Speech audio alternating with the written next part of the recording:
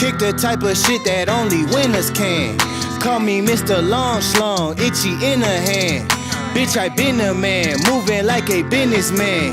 Mobbing Dolo, probably canceling our dinner plan. Keep my lungs full of gas with some gold on my collar. Acting stingy with these Benjis, ho, I need every dollar. Got a Dutchie full of spice and a Spice Girl choosing. Got them mad at the guard cause they product ain't moving. I been heavy stepping on them like a triple chin, ho. I'm like, what the fuck you mean? Please come again, ho. Niggas steady playing games, but they never win, no. Scoring every time I touch down like the end zone. Told them I cannot apologize, I keep it bug 50. My beginning came from winning, you ain't gotta fuck with me. I'm the top tier shotter, this is not for the Elo. Putting coochie on my face and putting ops in my relo. Throwing hands at your public school, sound like me. Probably smash away your cousin too, sound like me. Bending corners while I'm bending rules, sound like me. All that shit you talking, it ain't nothing new.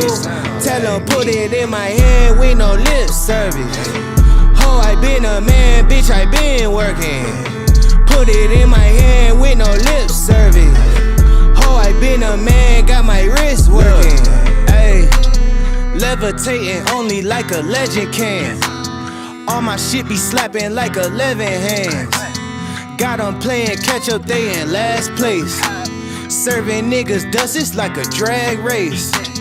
Dummy think he winning, made me Ellen Mayo. I'm with my yellow bone mommy, whip color mayo. And while you on your way to clocking, on my way to Keiko's. I know that all you do is hate, that's all you had to say though. I give not a single fuck how you feel to be real. They been bluffing, they don't know just how it feel to be real. Pulling weight for the squad, winning at the tug of war. He ain't put you on no game, shout it what you fuck him for. Nothing less and nothing more than the illest nigga in it. Bending corners on my pivot, doing donuts, doing digits. Got my hoodie, cushions in it, I'm a motherfucking legend. Used to pick her up at 7, had her back around 11. Throwing hands at your public school, sound like me. Probably smash away your cousin too, sound like me. Bending corners while I'm bending rules, sound like me. All that shit you talking, it ain't nothing new.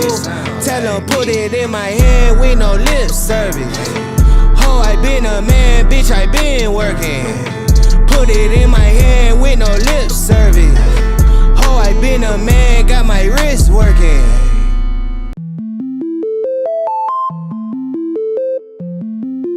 Ay, ay.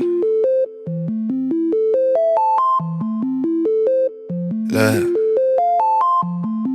I'm too cool for the rules, baby, get off of me. Never need no push, I do it all for me.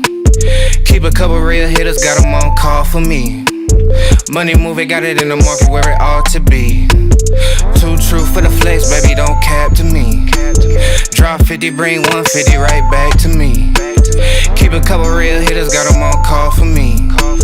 Money moving, got it in the market where it ought to be. Look, Papa don't preach, teachers don't teach. Gon' reach, that's facts. I ain't worried about none of that.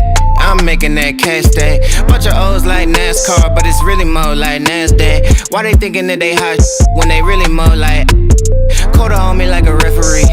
Hating what they'll never be. Small top with a big bottom, yeah, shorty shaped like a letter D. Let her have it, then I let her be. If you love it, gotta let it grow. Crazy cause you really never know. When I'm hurting, never let it show. I'm a two-tone, two-phone, two-chain, new thing, lame whip, but you a broke. Low class, no cash, certified lame. I've been getting to it like I ought to. Couldn't pick, so I bought two. Understand why your chick came, I'm just trying to figure why she brought you. I'm really rapping and I'm flexed up, and I ain't gotta tell them I'm next up. Sleep on the they rest up, but I'm up and I'm getting my checks up. Me and the fellas be high as propellers, ain't could tell us we great. Looking at like how do you figure unless you could talk about 8 figures. I'm too cool for the rules, baby, get off of me. Never need no push, I do it all for me. Keep a couple real hitters, got them on call for me. Money moving, got it in the market where it ought to be. Too true for the flex, baby, don't cap to me. Drop 50, bring 150 right back to me. Keep Keep a couple real hitters, got them on call for me. Money moving, got it in the market where it ought to be. Look how we litty, we turned up the city, we raising the bar height. I been finessing, just look at them stressing, yeah, they been up all night. Sipping this water with somebody's daughter, she take what I taught her and build on it. Came in this game on that today, ain't in a couple years later, we still on it.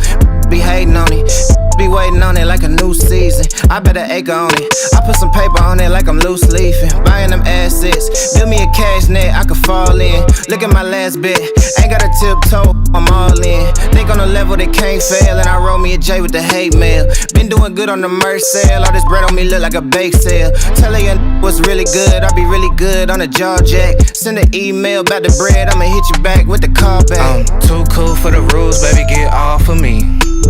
Never need no push, I do it all for me.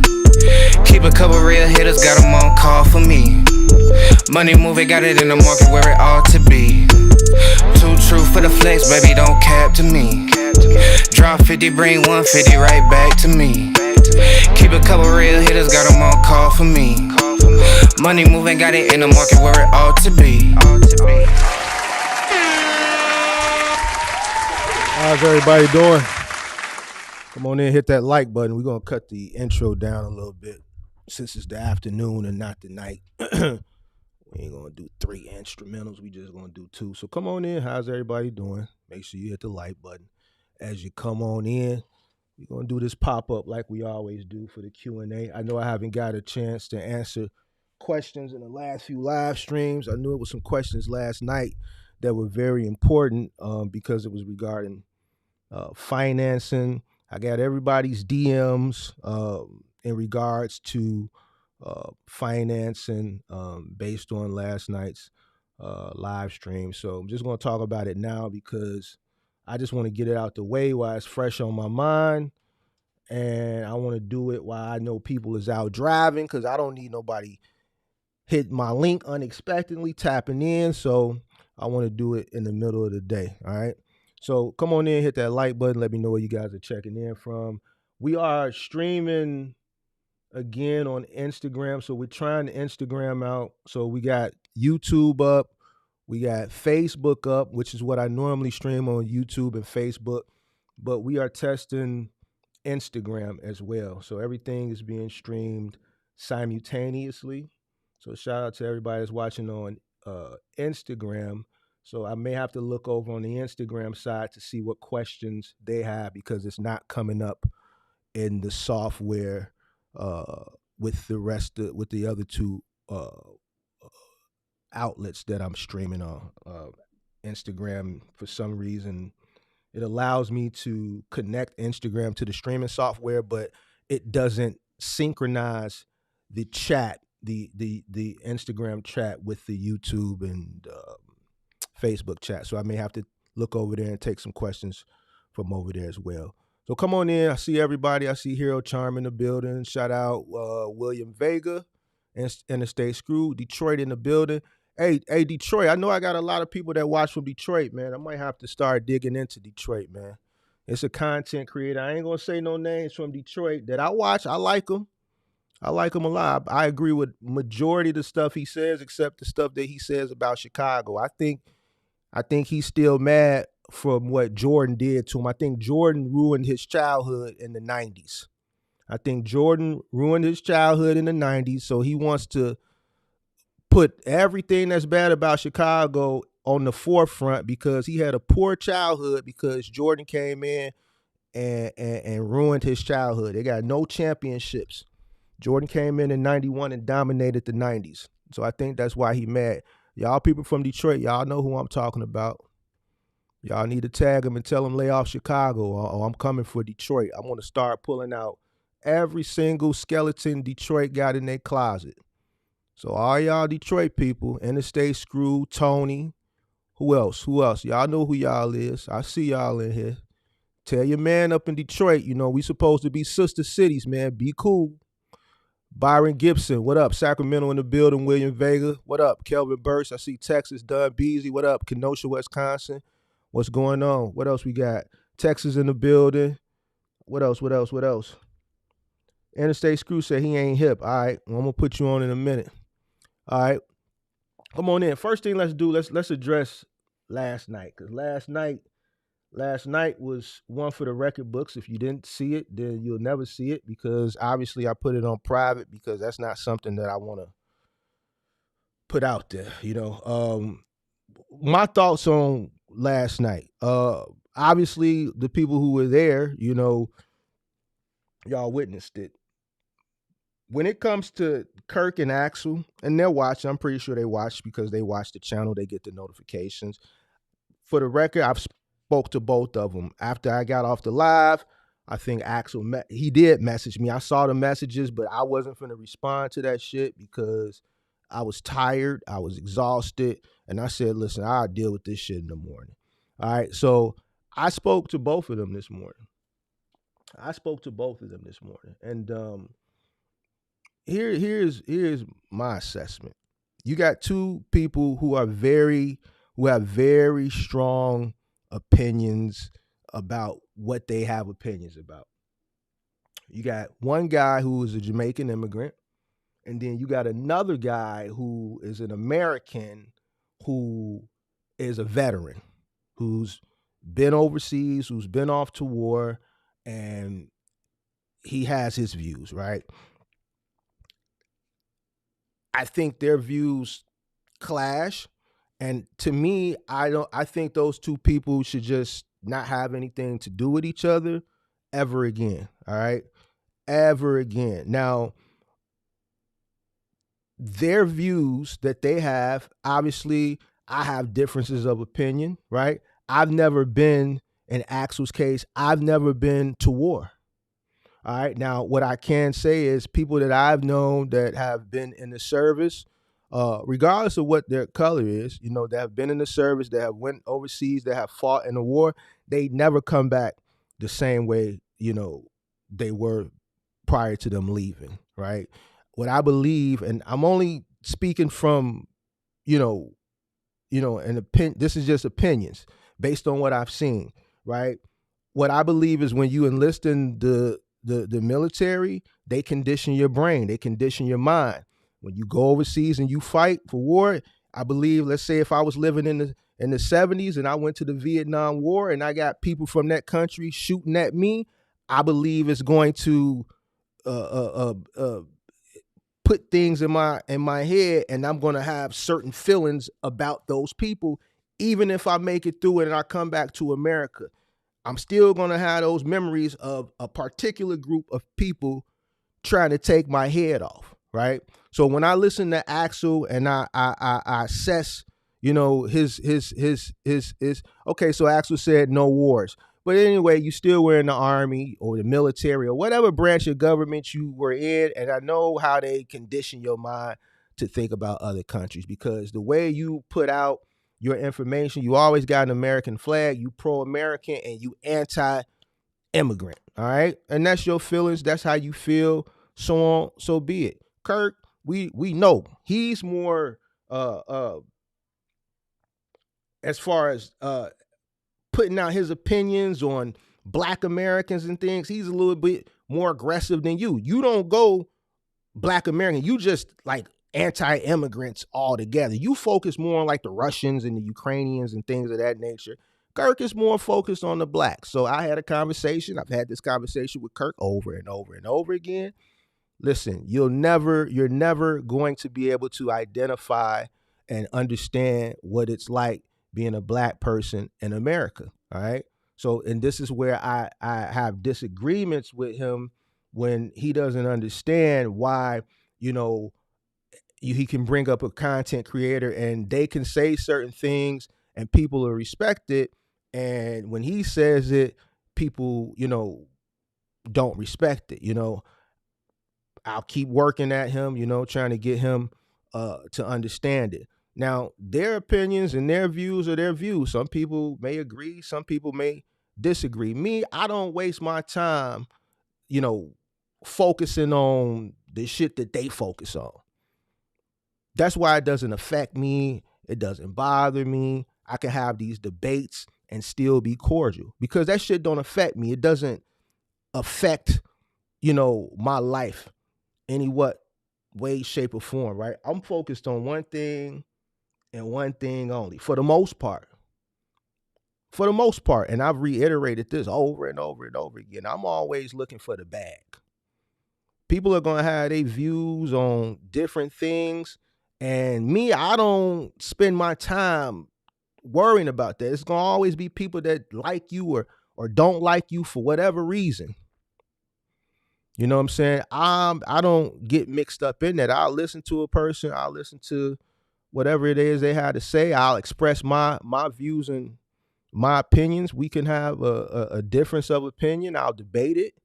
And after that, it is what it is with me. I'm back focused on where the money at.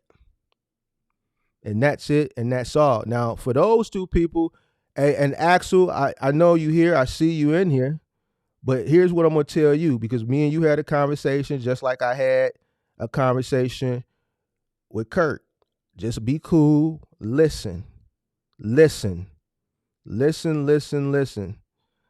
He said Axel has a screw loose. I'm not saying Axel, Axel probably do got a screw loose. I think both of them got a screw loose. It's a screw loose somewhere in both of them. In both of their brains, both of them have a screw loose somewhere.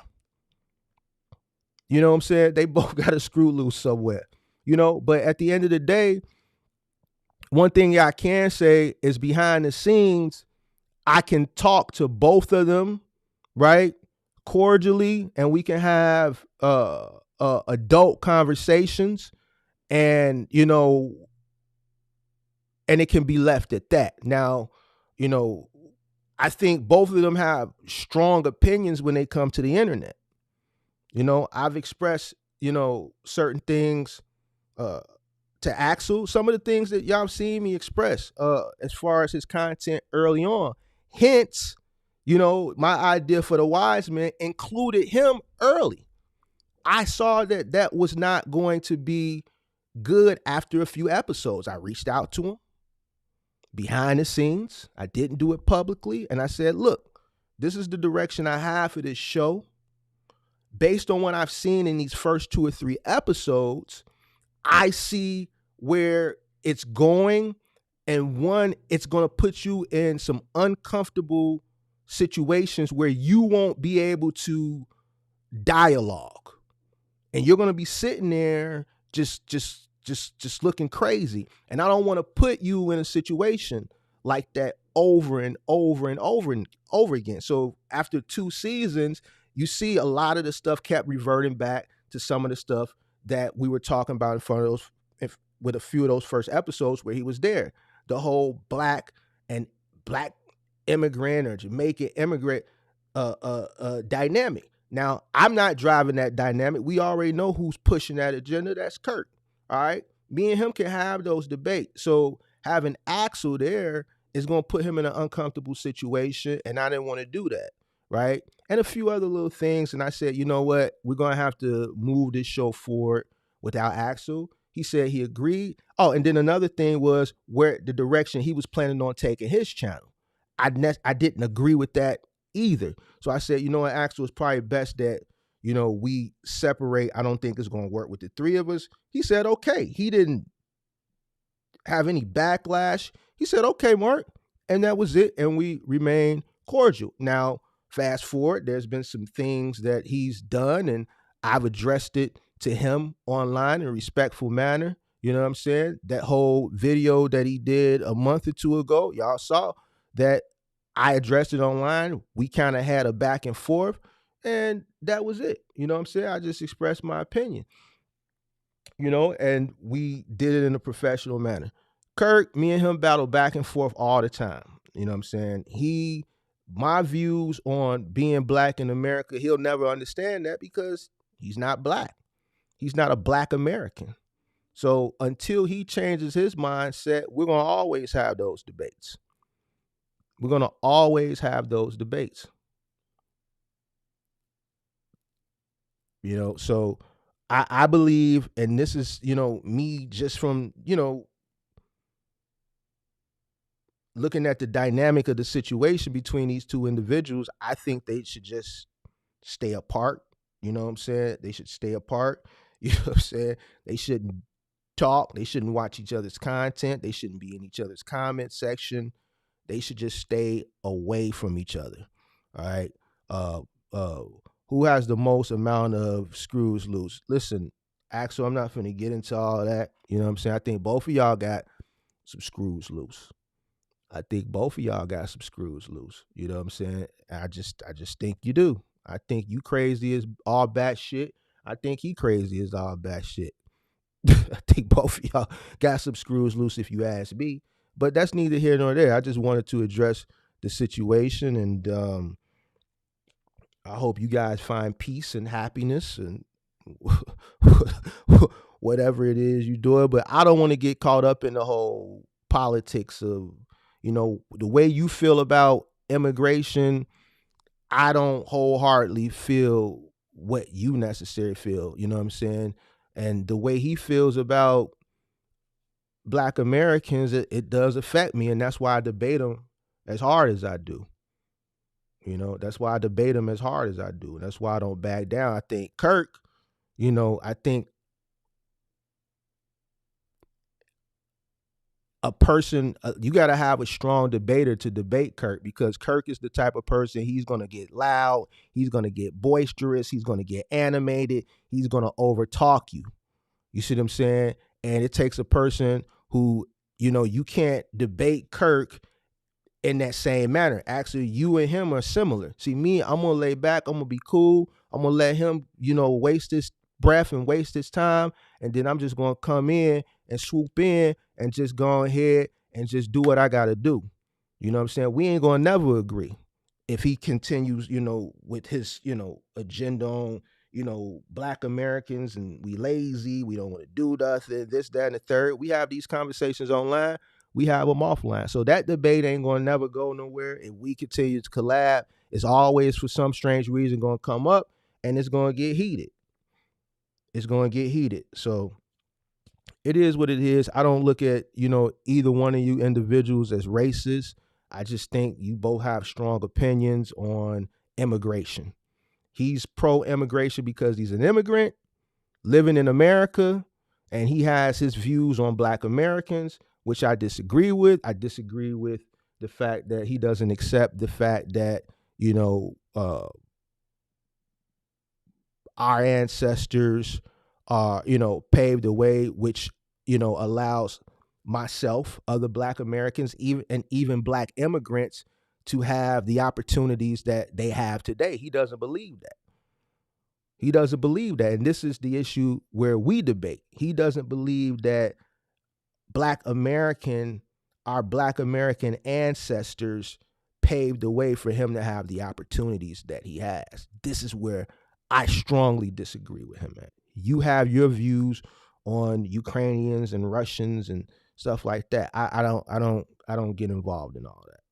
So that's my outlook. That's my view. I wish that, that debate wouldn't have happened last night, because there was a lot of great information in the earlier part of that stream that no one's ever going to see now on financing and Top Mark lending brokerage and North Mill Financial and all these predatory equipment leasing and equipment financing places and these predatory brokers, right, that no one will get to see, because the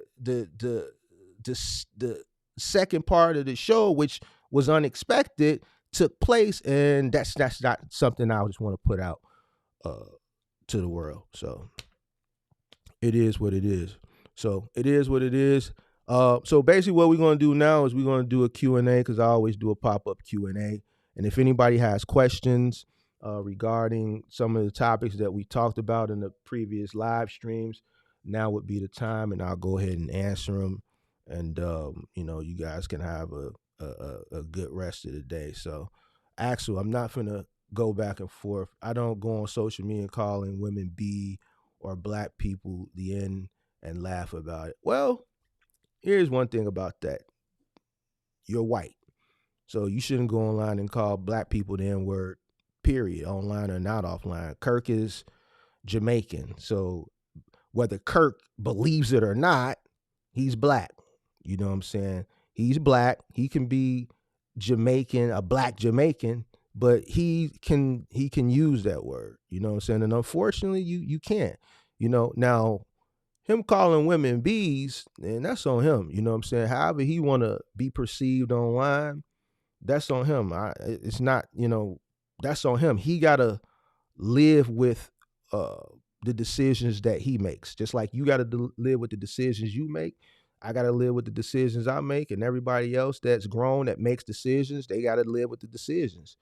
And that's just is what it is. So, you know.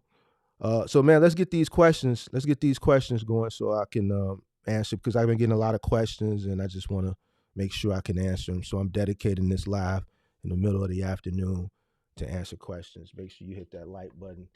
I see people on Instagram. Let me make sure I don't see any. Carolina Dubs, is that your song on the intro? That's not me rapping, but that's one of my intro theme song music, but that's not me rapping though. And then I seen somebody over here that said something. I don't know if it's the same person that asked me about the music at the beginning. So the answer is the same.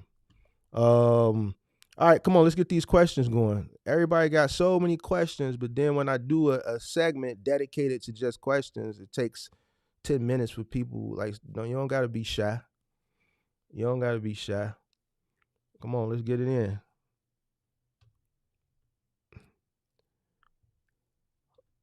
There was no interest rate on the loan document because the whole 93,000 is due once the loan was signed. There is no interest savings for paying early. Health and wealth.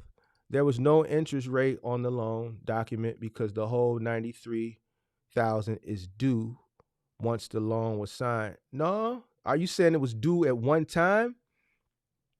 If that's what you're saying, then no, that's not true. This is on a 58th month agreement.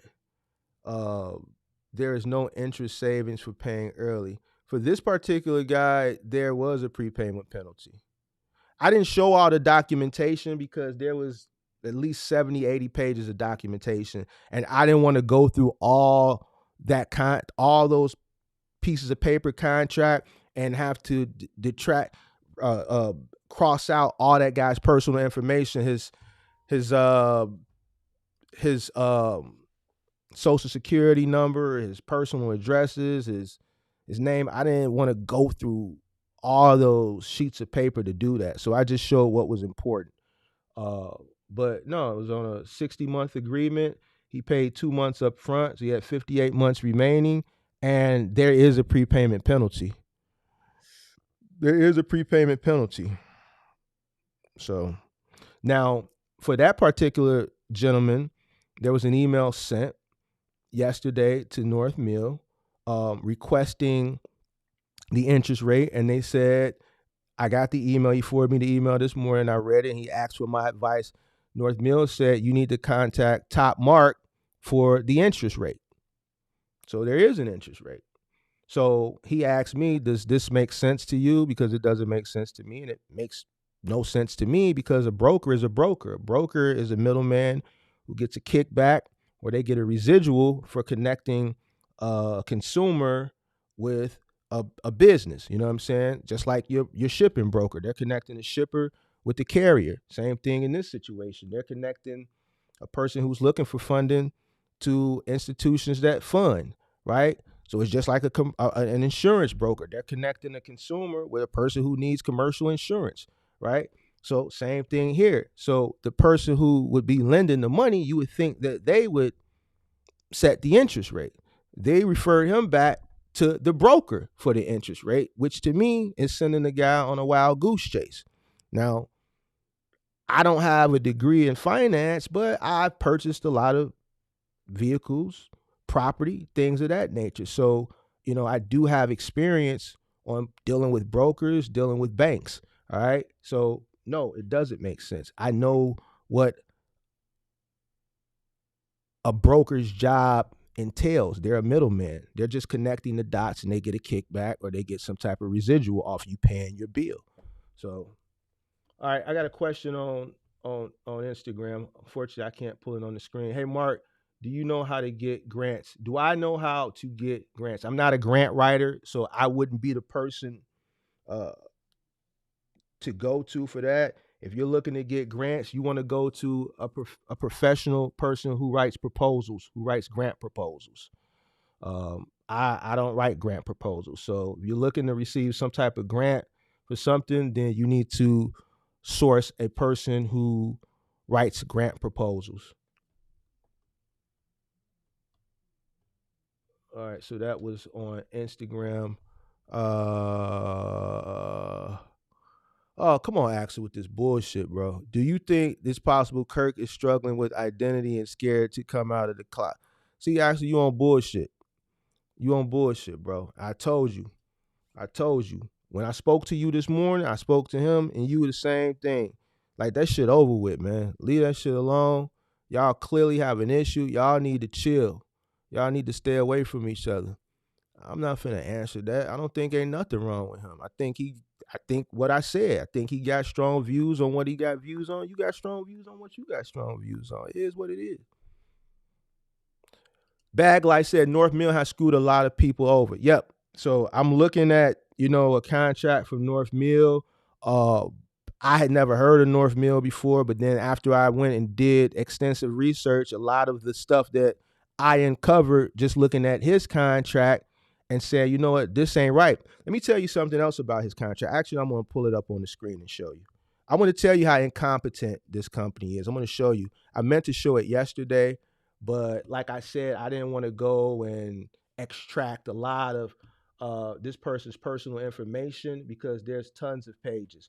Let me tell you how incompetent this company is. Let me show you. So if you ever come across this company, this is how incompetent they are. Now, when you buy a piece of equipment and you're buying it online or you're buying it from another state and all the paperwork is being handled through like email transmissions and stuff like that, they're sending you paperwork via email and you got to DocuSign it and all this stuff. So let me show you something. Let me show you how incompetent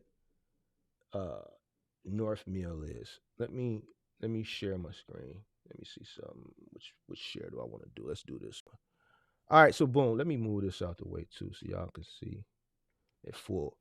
Now, this is part of this DocuSign sheet is part of the package that was sent to my subscriber who I'm kind of walking through this process, and it was part of his package. Now, if you notice, watch the live stream from yesterday, he bought a 2016 or 2014 Freightliner M2, right? This is for a 2019 Volvo. This is for a semi-truck. They sent him this in his packet. So instead of them sending the equipment finance agreement for a 2016 Freightliner, they sent them the equipment finance agreement for a 2019 Volvo. So he said, Mark, what do you think this is about? I said, it could be one of two things. It could be, and this is before I started breaking down the numbers because he booked it 1 hour. I spent 2.5 hours with him. I didn't charge him extra. I wanted to really go through all this paperwork and kind of figure out what was going on. So when I seen this, I said, well, it could be one of two things. You could be financing this truck by mistake, or these companies, they get so much paperwork, right? And it goes through so many departments because I'm looking at Top Mark. I'm looking at different signatures, different people signing off from Top Mark. I'm looking at different pages from North Mill. You got different people signing off. So you may have one underwriter who's working 2 or 3 deals at the same time. So I said it could have been a mistake where he's working 2 or 3 deals. He's working this deal and he's working your deal. In some way, this person, which I don't mind showing their information because if you happen to watch me, which you probably don't, this is a problem because I shouldn't have your paperwork. AFG Logistics bought a 2019 Volvo and his equipment finance agreement is in my subscriber, my client's packet.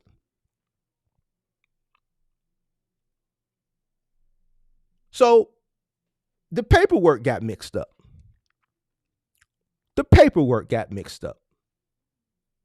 So I had to go through the payments. I had to go through all the paperwork. I had to read it. And for this 2.5 hours that we were on the phone. He booked an hour. I spent 2.5 hours with him pro bono. A lot of the time there was dead silence because I was reading through all this paperwork. Because I wanted to make sure that he wasn't financing this guy's truck. Now, if you look at this guy, he bought a Volvo 2019 for $92,000. He's paying $37.60 a month for 48 months. So how much is he paying for this $92,000 truck? Let's do the math. Where's my calculator at? Let me move my calculator on the screen. So he's got a $92,898 truck. He's paying $3,760.48 for, he took out a 4-year term times 48 months. So for a $92,000, let's say $93,000 truck, he's paying $180,000 for it. He spent $180,000 for it. All right. So, but the point of me showing you this is this gentleman, whoever owns AFG Logistics, his paperwork shouldn't be in my client's paperwork. And now, if you look at the date for this contract is 10/26. And if you watch the live stream from yesterday, the date of the contract for my client is 10/24, which proves the point that through the paper shuffle and through these incompetent underwriters, right, they're working multiple deals at a time. And they're not competent enough to keep different deals separate as it goes through the different channels and through the different departments, and it goes back to Top Mark, and then Top Mark goes back to North Mill or whatever predatory finance, equipment, leasing, loan place that they're dealing with, a subprime lender or whatever. This is how incompetent they are, which is more reason I'm telling you to stay away from these types of people. All this AFG, whoever this person is who purchased this truck for $92,000 and is going to end up paying $200,000 for it damn near, his whole finance agreement is in my client's packet.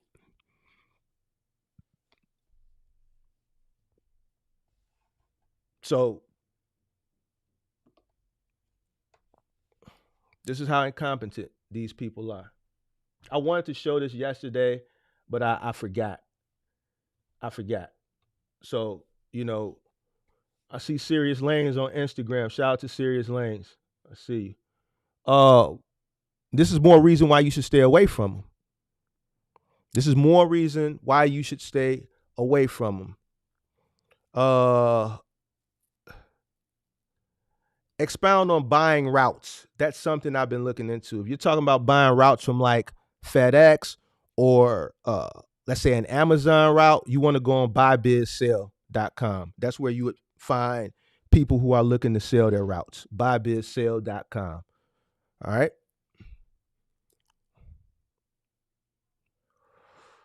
What do you think or agree? What is a fair loan? So here's how I always answer that question. I'm gonna be completely honest with you. I started in 2010, so it was a different ball game back there. Back then, for the most part, I only purchased 2 trucks. All my other trucks I bought used. I paid cash for them. All right, so I've never had to deal with these types of institutions. Now, when I did come across these types of institutions, because there was times where because when I went to school, I went to college in 98 to 2003.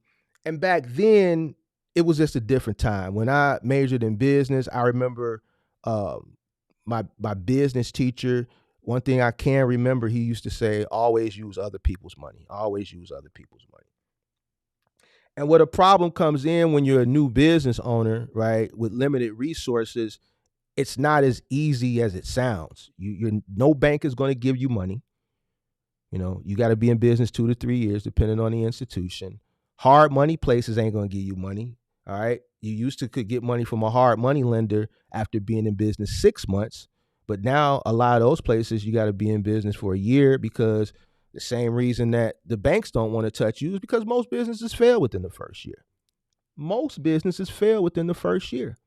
So it's too risky, right? It's too risky. So then a person who watches the internet and you just, believes that, okay, I'm starting a business, I'm gonna go get an LLC, and then I'm gonna go get a business credit card, and then I'm gonna go get a loan, and then they find out the hard way that the people were telling them this stuff was full of shit. Nobody's gonna give you nothing. Because it's too much of a risk, because statistics show that most businesses fail within the first year. Why would I loan you money when most people fail?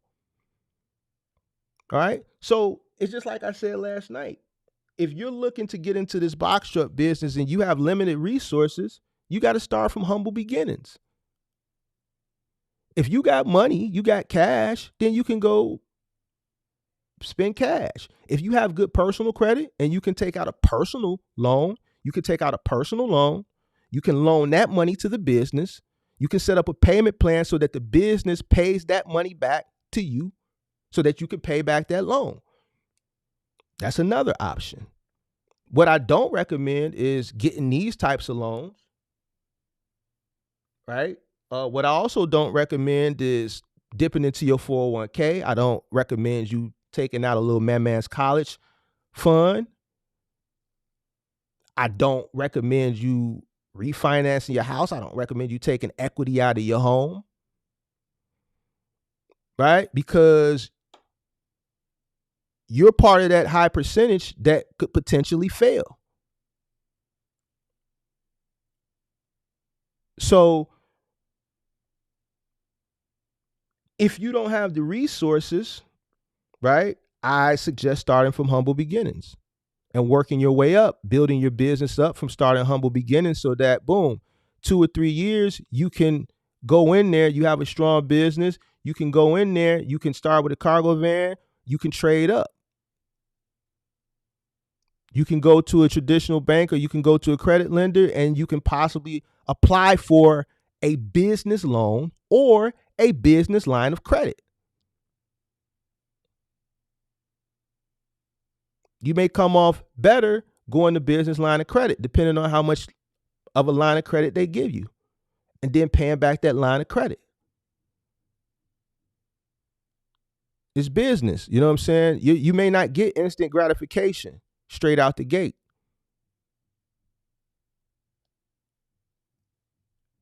It's just like you working at let's say Walmart or Amazon.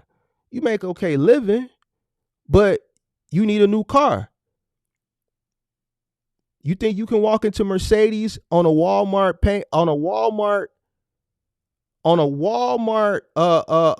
salary?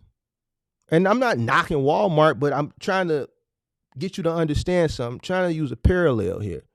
You work at Walmart, you make a decent living. You need a new car. You walk into Mercedes, you trying to get a G-Wagon.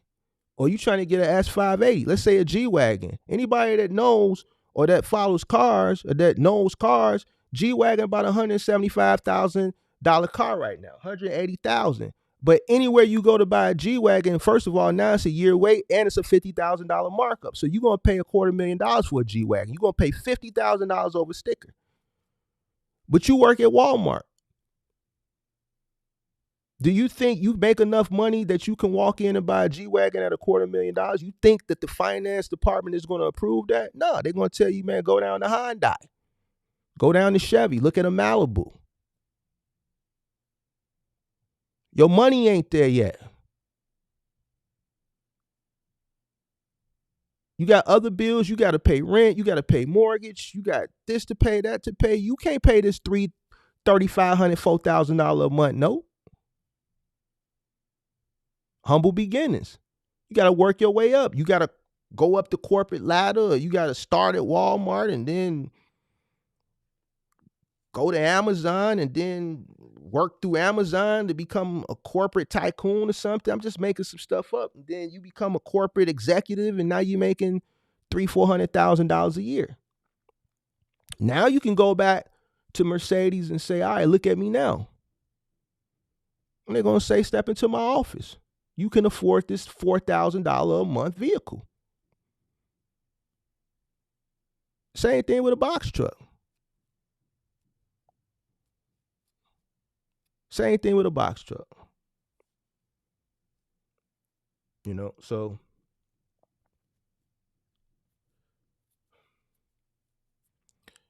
all right. What do you agree?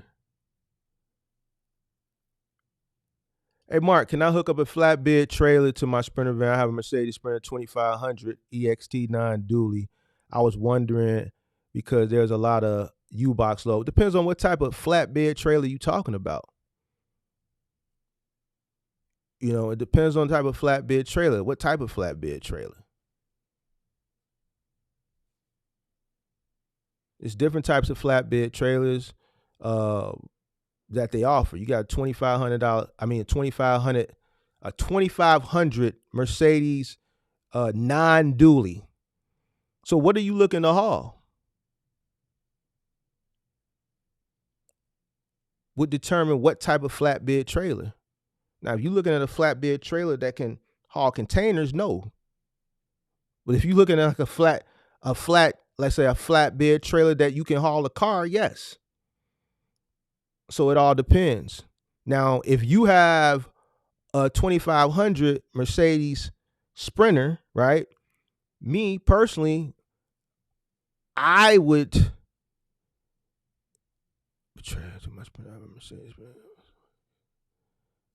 U-box loads. Man, no, I wouldn't suggest pulling a U-box. You know, matter of fact, you can pull a U-box, but check this out. If I were you, I wouldn't even look into U-box on a flatbed. I would look into the U-boxes that you can pull with your hitch locally. I wouldn't try to pull multiple U-boxes on an open flatbed trailer like that. Not me personally with a 2500, no. I would just go the U-box local route and pull them individually for $100 a box. That's what I would do. I wouldn't do that.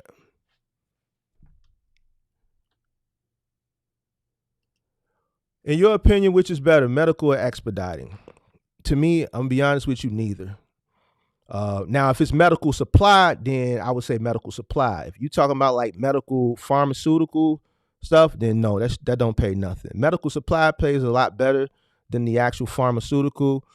Me personally, based off expediting, what I know about expediting, I wouldn't do it. Me personally, I wouldn't do it. I would stay home, stay local, and do medical supply. So,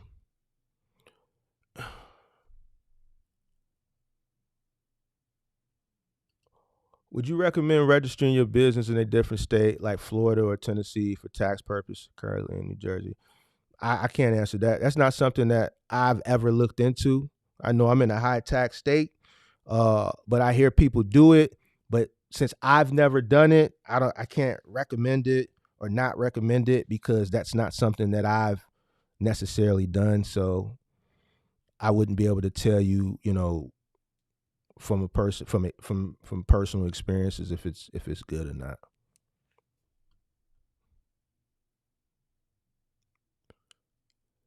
You're just trying to widen your load possibilities. Is it possible or not? It's possible. It depends on the size trailer you got, how much weight your van can pull with the weight of the trailer, the trailer weight included. If you're looking to do stuff off of U-ship, me personally, what I would do, if you want to get a trailer, I would get an enclosed trailer and I would start pulling cars. I would start pulling cars or I would start pulling other goods enclosed. That's what I would do, me personally. If you looking to expand and get money on the side like that, that's what I would do.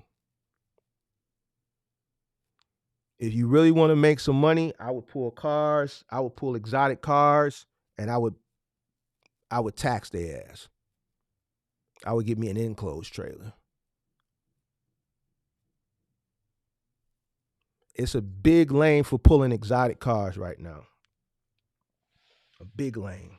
A lot of people don't get into it because of the liability and the risk, but the customers pay an exorbitant amount of money to have it done, especially a lot of these athletes, especially a lot of these rappers, these entertainers. You know, they get traded, they're moving around. You have some entertainers, they go from different city to different city, and don't ask me why, they'll pay to have their car taken from Atlanta to Florida, and then they want you to bring it back a week or two later, or Atlanta to Chicago, or Atlanta to Detroit. Actually, a lot of the rappers who are down in Atlanta, a lot of their Rolls Royces, a lot of their Lamborghinis come from here. Joe Perillo is one of the largest Rolls Royce, Bentley, Lamborghini dealers in the country, and there's a guy here who, when these guys down in Atlanta, like QCP, he buys all his Rolls Royces from here. And the guy from here picks him up from Joe Perillo down on Clark Street, and he takes him down to Atlanta. It's documented all on Instagram. So, you know, me, that's what I would do. That's something that I looked into, but a lot of people don't do it because of the liability. If you're doing it yourself and you're careful, you know, then you can make a shit ton of money, moving exotic cars. So,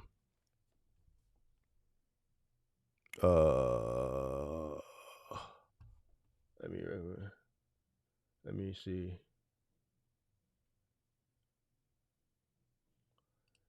All right, so I got a question on Instagram. Does your cost per mile matter as much with local final mile multiple drops? No.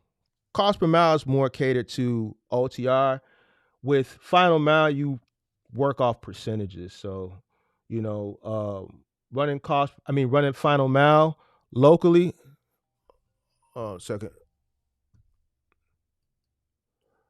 Running final mile locally, you're just looking at your rates, percentage, your profit margin. You know what I'm saying? So if you got a dedicated run, let's say in a cargo van for $300 dedicated, you got a driver. You know how much it costs to pay your driver. You know how much you're averaging in fuel. If you're paying a note on the van, you're paying insurance, things of that nature. You know what your fixed and your variable costs are. Your route is dedicated. You have a guarantee. So you know I'm making $300 a day. I got a guarantee. You're going off percentages, right? So boom, I know this route is costing me 66%. We got a profit margin of 33%. You're local. Your route may be 50 miles a day. You know what I'm saying? So no, you're not really focused, you know, as much on the mileage as a person who's running over the road, because you're running local. You may not need to fill that van. You might only have to fill that van up 2 times a week. So you don't have to be as conscientious of those costs as you do running over the road. It's more percentage based because you're getting a guarantee. You're getting $300 a day, right? So you're able to, boom, I pay my driver $100. It's costing me X amount of dollars in fuel. My fixed cost is this. My variable cost is this. On average, I'm spending 66% a day to run this route. I got a profit margin of 33%. So that's how you factor final mile when you're local. Doobie says, what's the topic? The topic is Q&A. It's not a topic, just open Q&A.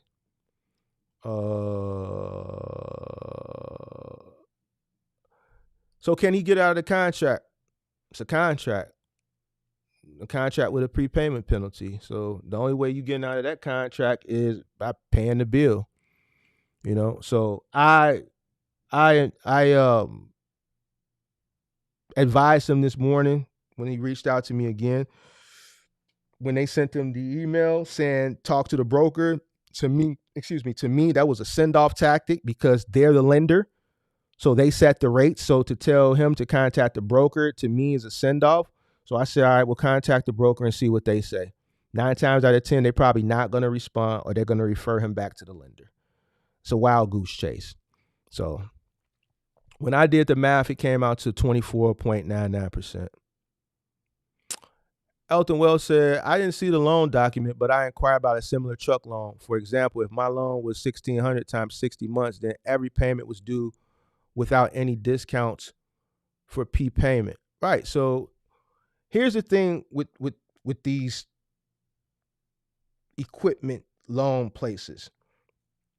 That loan, it's not what you would call a fixed loan. Okay, so boom.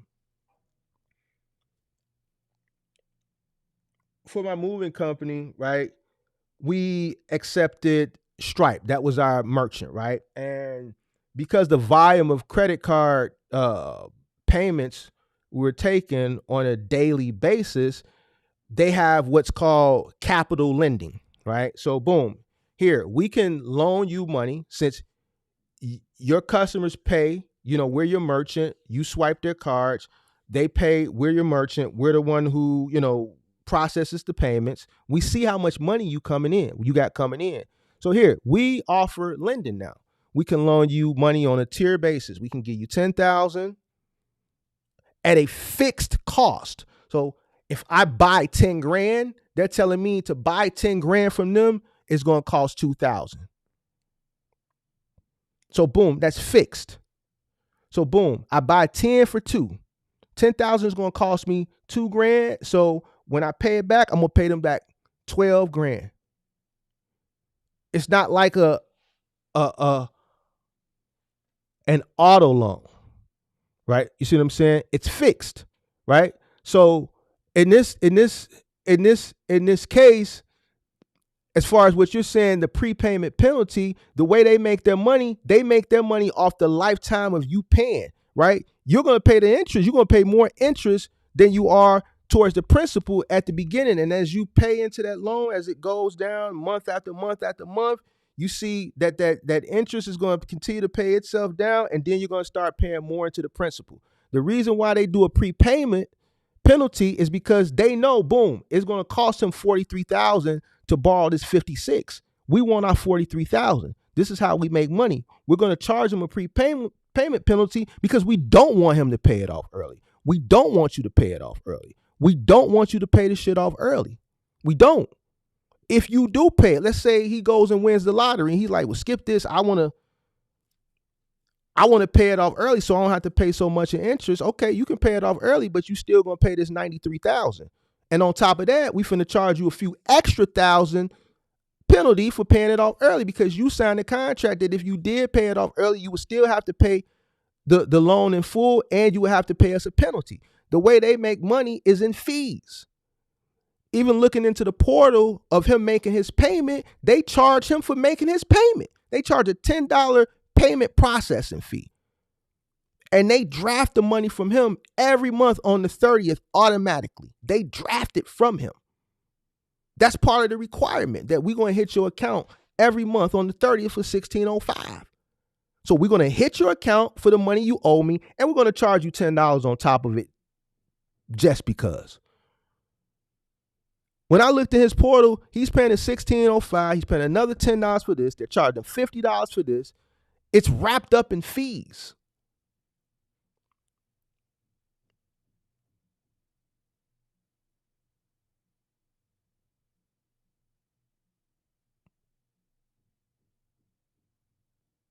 The people that go to these places, they don't know no better, or they're desperate.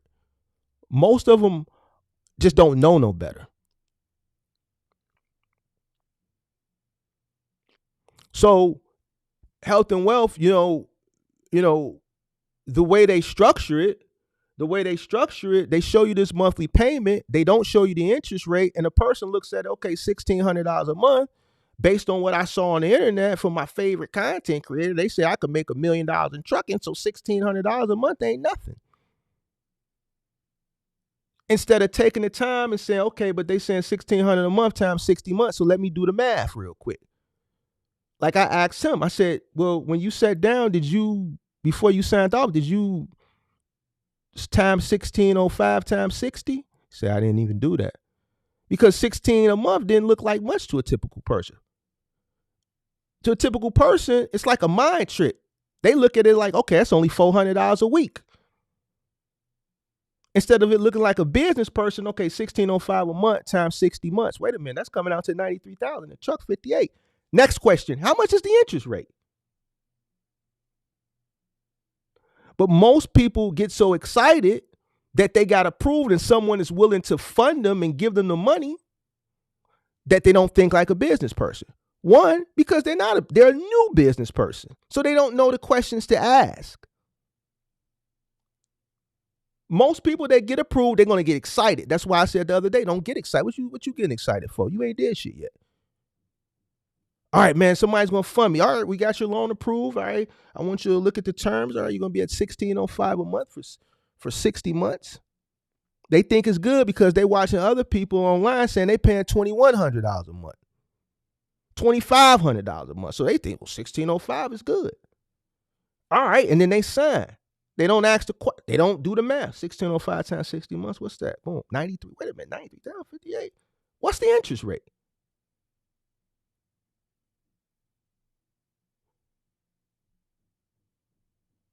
What's the interest rate? If you're watching on Instagram, it just booted you out. So if you're watching on Instagram, you got to come over to Facebook or YouTube. If you're watching on Instagram, you got to come over to Facebook or YouTube. It timed out for some reason. So I'm ending the stream on Instagram. Come over to YouTube. Shout out to Ray for the $19.99 super chat. Appreciate that. Appreciate that. So it's just people that don't know any better.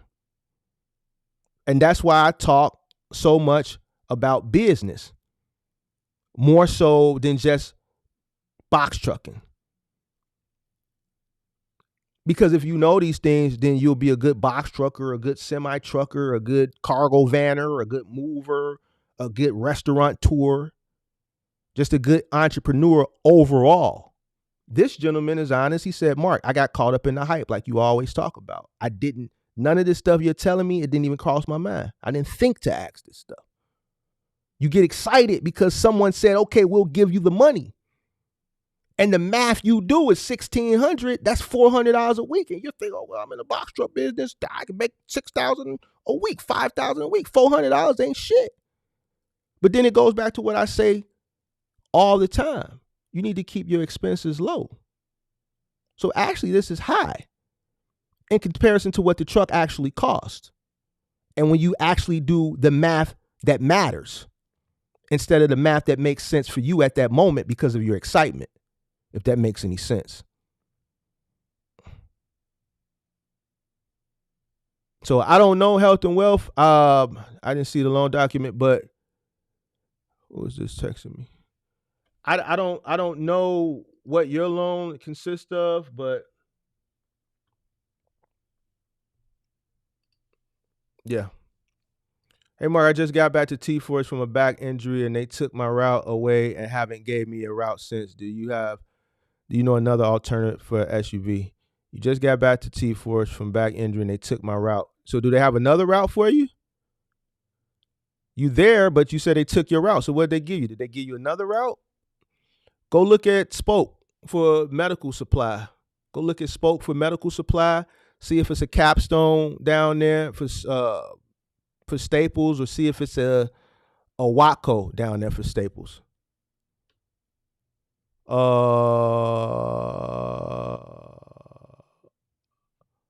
Is it wise to use other people's money if you buying a route? Yeah, in that situation, yeah. If you're gonna buy a route, yeah, because most routes you're gonna buy, if it's a FedEx route or if it's let's say an Amazon route, depending on the route, depending on the market, you could be talking in upwards of $1 million plus. A lot of people just don't have $1 million liquid sitting around, but you're gonna need $1 million in assets in some way, shape, form, or fashion, because whoever you go to acquire this loan from, they're going to want some type of collateral. So in that case, yeah, you're going to have to use other people's money.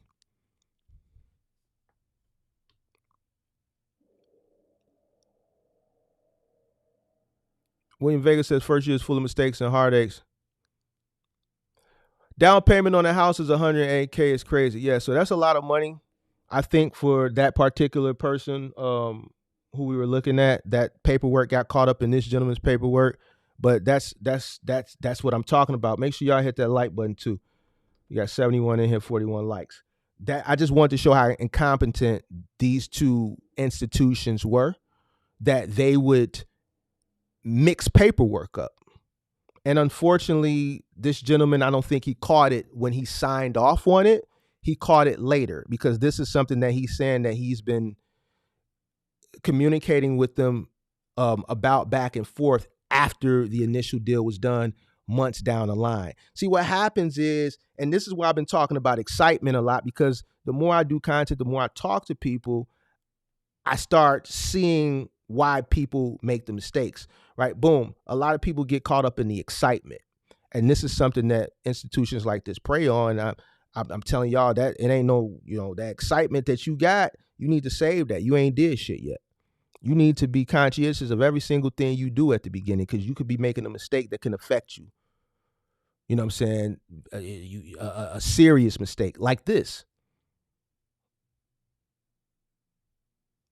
Like this. Me personally, I wouldn't sign a deal like this. If these were the only people who were giving me the opportunity, then I would just be without opportunity. Because it doesn't make good business sense. I'm paying for this truck almost twice. That doesn't make good business sense for me. So I would have to humble myself, walk away, and try to find another way. I'm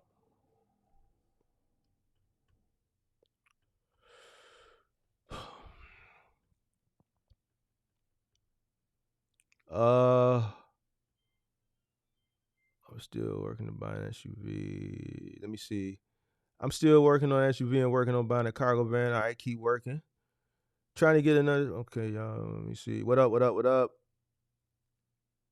Do I know anything about Spoke Logistics? Any experience with them?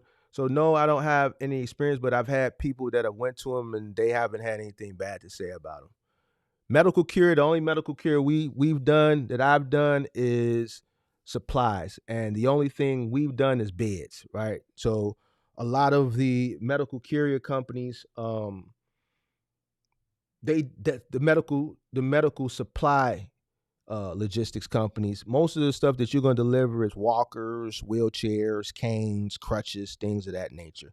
They tell you hospital beds, but the truth of the matter is a hospital bed ain't fitting in a cargo van. The operations manager at Dynamics when we were there, which is now T-Force back in the day, she ended up leaving, going to a medical supply place, and she would have issues with moving hospital beds because all their carriers had vans, and me and her had a good rapport. And that's why relationships are important. So when you're in these 3PLs, it's good to have relationships, because some of these, managers that are there, they leave and they go to other facilities, other companies. And if you have a good rapport with them, like in this situation, when she went over to this medical courier and these guys couldn't move the beds, she would always call me. Mark, I need some hospital beds transported, right? Can you send a truck? How much is it going to cost? I name my price. And guess what? They got to go for it. They got to go with it, because their contractors have vans and they can't move the bed. Not only can they not move, it's not going to fit. It takes two people to lift, because it got that big, huge motor at the bottom. You need a lift gate or a ramp. Definitely requires two people. So, yeah, it pays a lot better than the pharmaceutical stuff. Mark, I got to get up with you. I did a junk removal job the other day, 18-foot trailer. How'd it go?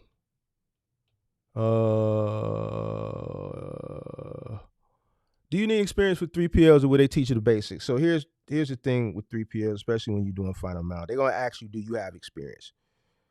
People who have experience, obviously they have experience. Most people who don't have experience, they lie and say, yeah, they have experience, so that, they can get the opportunity. Are they going to teach you? No, they'll probably send you out with another crew that's tenured, right, to do like a 1-week training, right? And then they're going to throw you to the wolves. They're going off your word. And the reason why is because you told them that you had experience. So whatever claims that happen or claims that occur, they're going to charge you for it anyway. The shit rolls downhill. The retailer ain't going to pay for it.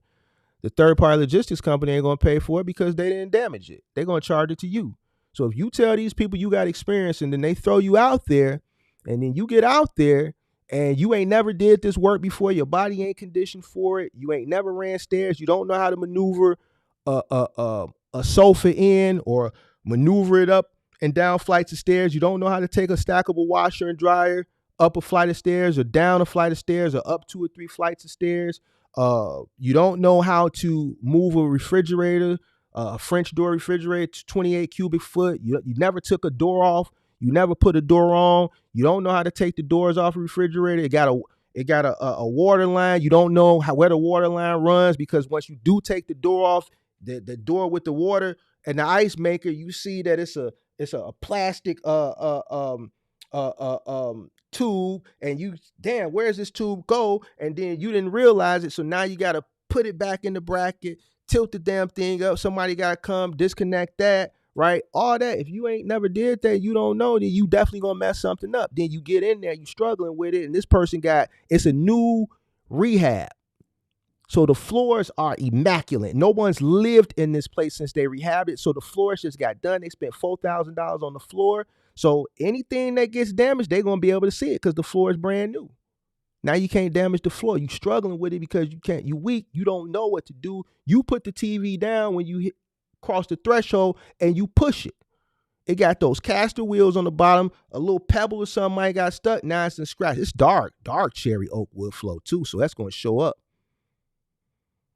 So now you got a brand new floor, and then you know what? They're going to tell, all right, don't worry about it. We're going to send a guy out to come do an estimate. And then when the guy come out from Mike's hardwood floor, you know what they're going to tell him? In order for it to look consistent, we got to do the whole floor. We just can't sand this little part where that scratch is at and refinish it, because it's going to look different from the rest of the floor. So the only way to make it look consistent is we got to do the whole floor. So then they're going to give them a estimate for $4 or $5 grand, depending on how much it costs.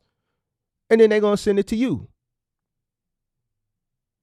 And then you're going to be like, well, man, it was just a little scratch. But they telling you that's got to be the whole floor.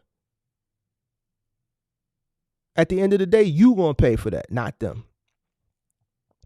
So my advice is, if you haven't done this before, I would get training, or I would do ride-alongs with people that have done it, or I would get some type of training, because it is very liability-driven. You're dealing with the goods, and you're also dealing with people's personal property, their hallways, their banisters, their walls, their floors.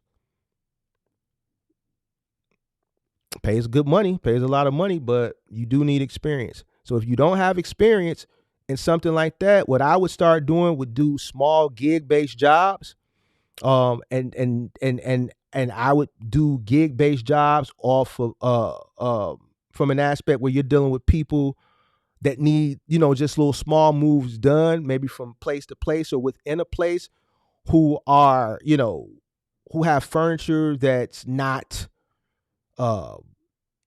something that they don't mind getting bumped around. It's hand-me-down furniture, maybe a yuppie who just graduated from college. They got their first apartment and their parent gave them all their hand-me-down shit. So it's already scratched and dinged up anyway. And then you can make all your mistakes there while you're learning how to move and maneuver furniture, so that when you do take a position like a final mile and you're dealing with a $4,000 or $5,000 Samsung refrigerator, you're dealing with an LG wash tower that's $3,000, you don't damage this. Because if you come deliver me, I buy an LG wash tower for $3 grand, and I'm watching you, and you don't know that I've done this business for 13. I'm retired.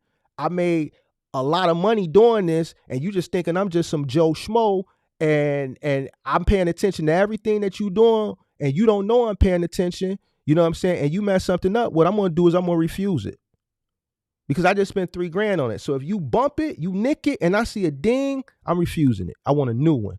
So guess what? When you refuse it, I'm going to sign off refuse. They're going to bring it back. They're going to be what's happened. I'm going to tell them, look, I refused it. And that $3,000 wash tower, somebody got to pay for it. Yeah, the store going to sell it as an open box. But the resources that it took to get it to me, the cost and everything, and they got to ship me a new one and have that redelivered and pay another crew to come redeliver it, somebody got to eat that cost. It ain't going to be the retailer, it ain't going to be the 3PL, it ain't going to be me. It's going to be that original delivery crew that came and wasn't paying attention and thought I wasn't looking, and I saw him nick it, and I said, hold on, let me see. And I'm going to be like, all right, don't worry about it. I'm going to refuse it. Just, send me another one, because I know how to play it, and they're going to eat that cost. that $3,000 gonna come out of their settlement. It may come out all in one whop. They may divide it into 3 payments. They may divide it into 6 payments, but eventually they're gonna pay for it. So just something to keep in mind.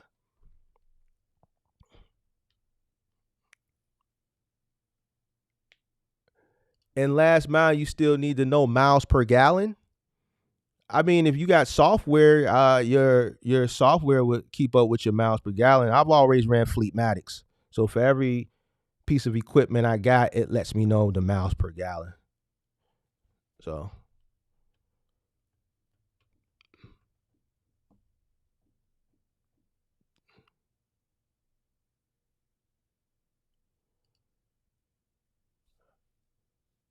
is there a special license required to move exotic cars?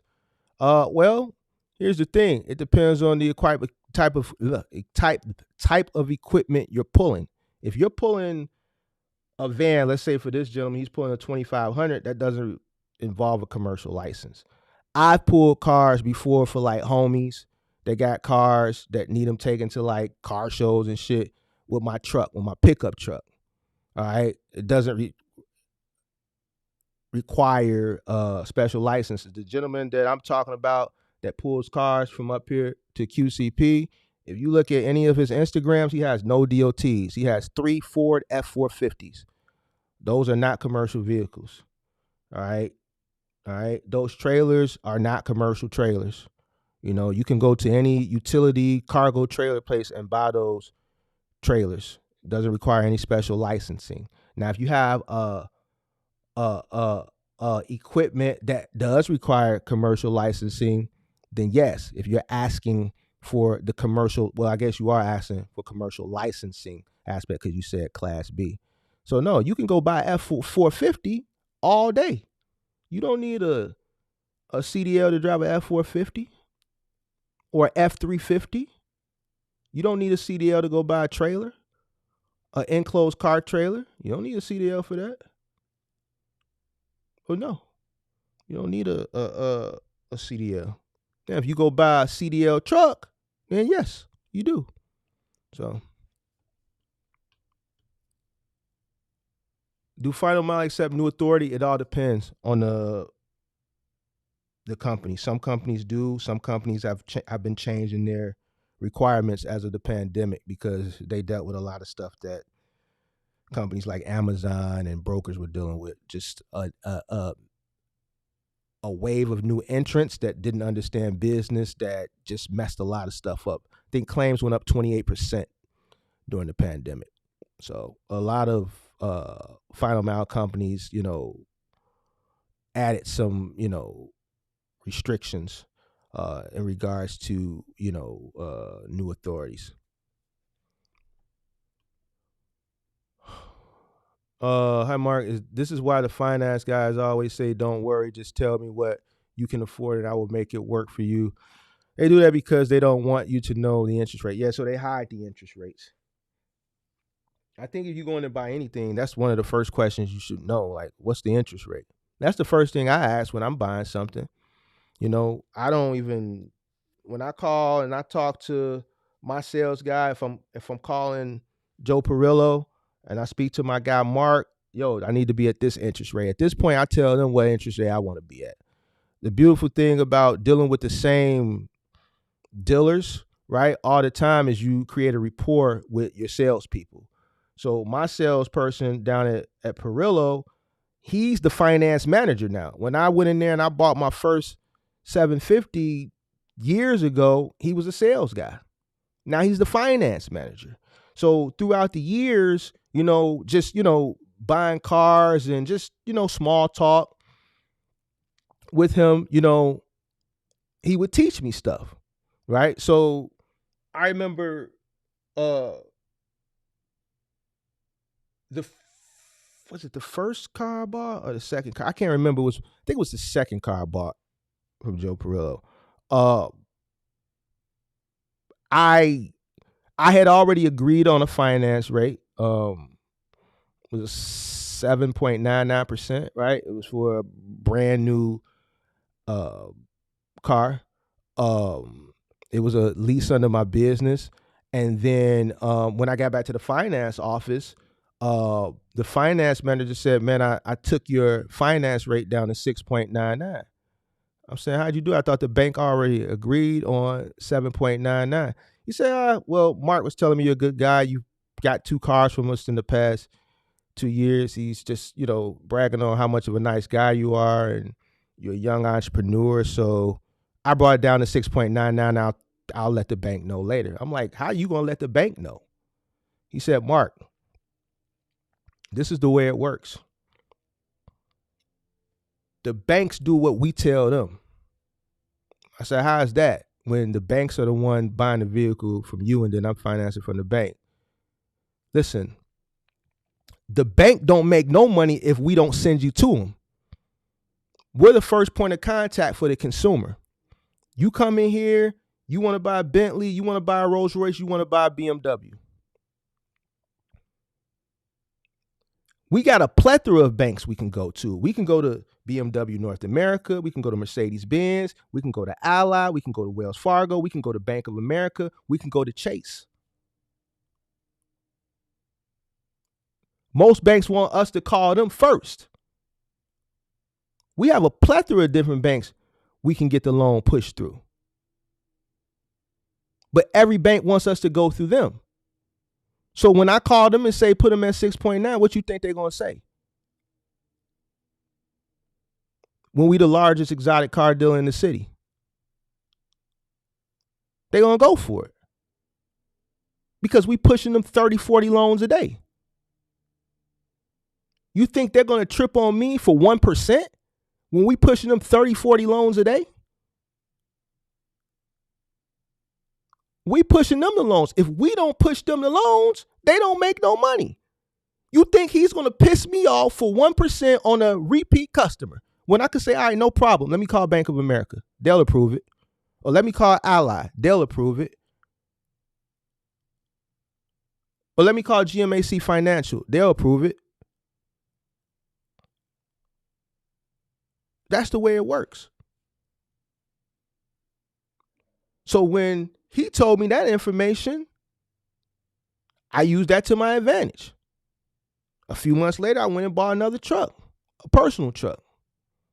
I told my guy, Rami, look, I want this Silverado. I want that one. Stock number, boom. Get the deal done. I need to be at 2%. He called me an asshole. Why do you always send me through all these changes? I'll call you back when I get the deal done. He called me back. Mark, I can get you at 6%. Rami, I don't want 6%. I need to be at 2%. You fucking asshole. That's what he told me. But we got on report. I bought a lot of cars from him throughout the years. He called me back. He got me down to 4%. Now it's like 4 or 5 o'clock in the afternoon. I need to be at 2%. He called me back an hour later. Mark, Wells Fargo said they'll do the deal at 2.99. Come pick up this damn truck. I said, all right, I'm on my way.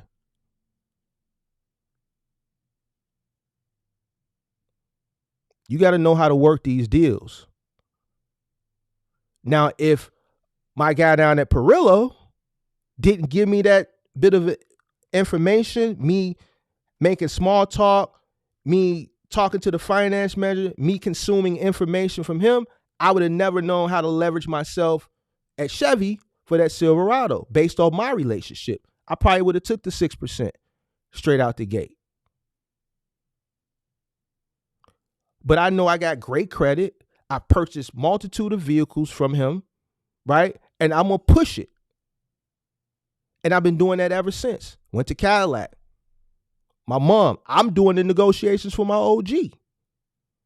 Nah, we trading in this Escalade for this Escalade. This what I want for this Escalade. They gave me what I wanted. This is the percentage that I want. Well, we can't get that percent, Mark.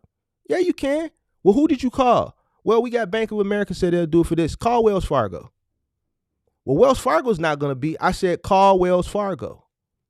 See what Wells Fargo says. Well, Mark, you said you didn't want us hitting your mom's credit. I handle all the business for the family. Anything that comes to negotiation, I handle it. My mom is not a negotiator. She's not a business person. Well, Mark, you said you only want us to check Bank of America. All right, well, now I'm telling you to call Wells Fargo. I this 6.99, I think we can do better. So now I'm telling you, call Wells Fargo.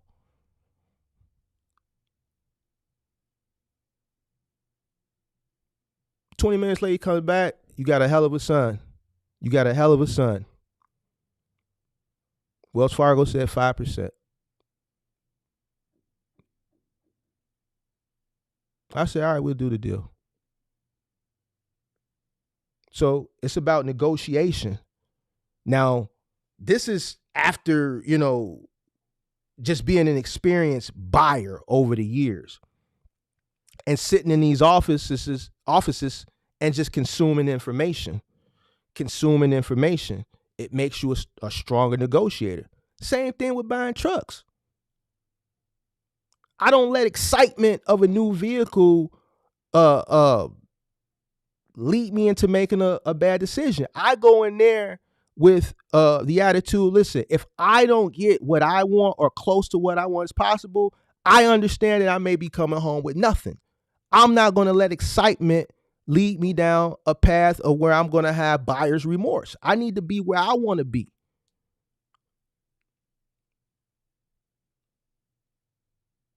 So stop buying these trucks off excitement. You know what your credit is. You understand the business. You know that your resources are limited. Don't sign something based on excitement that you're going to have buyer's remorse a year down the line. See, now everybody that's in these loans are having buyer's remorse now because they're doing the math now that they should have did then. There's nothing wrong with walking away from a deal.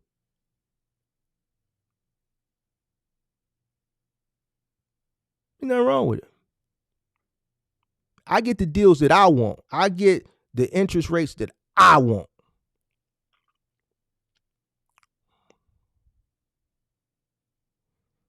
So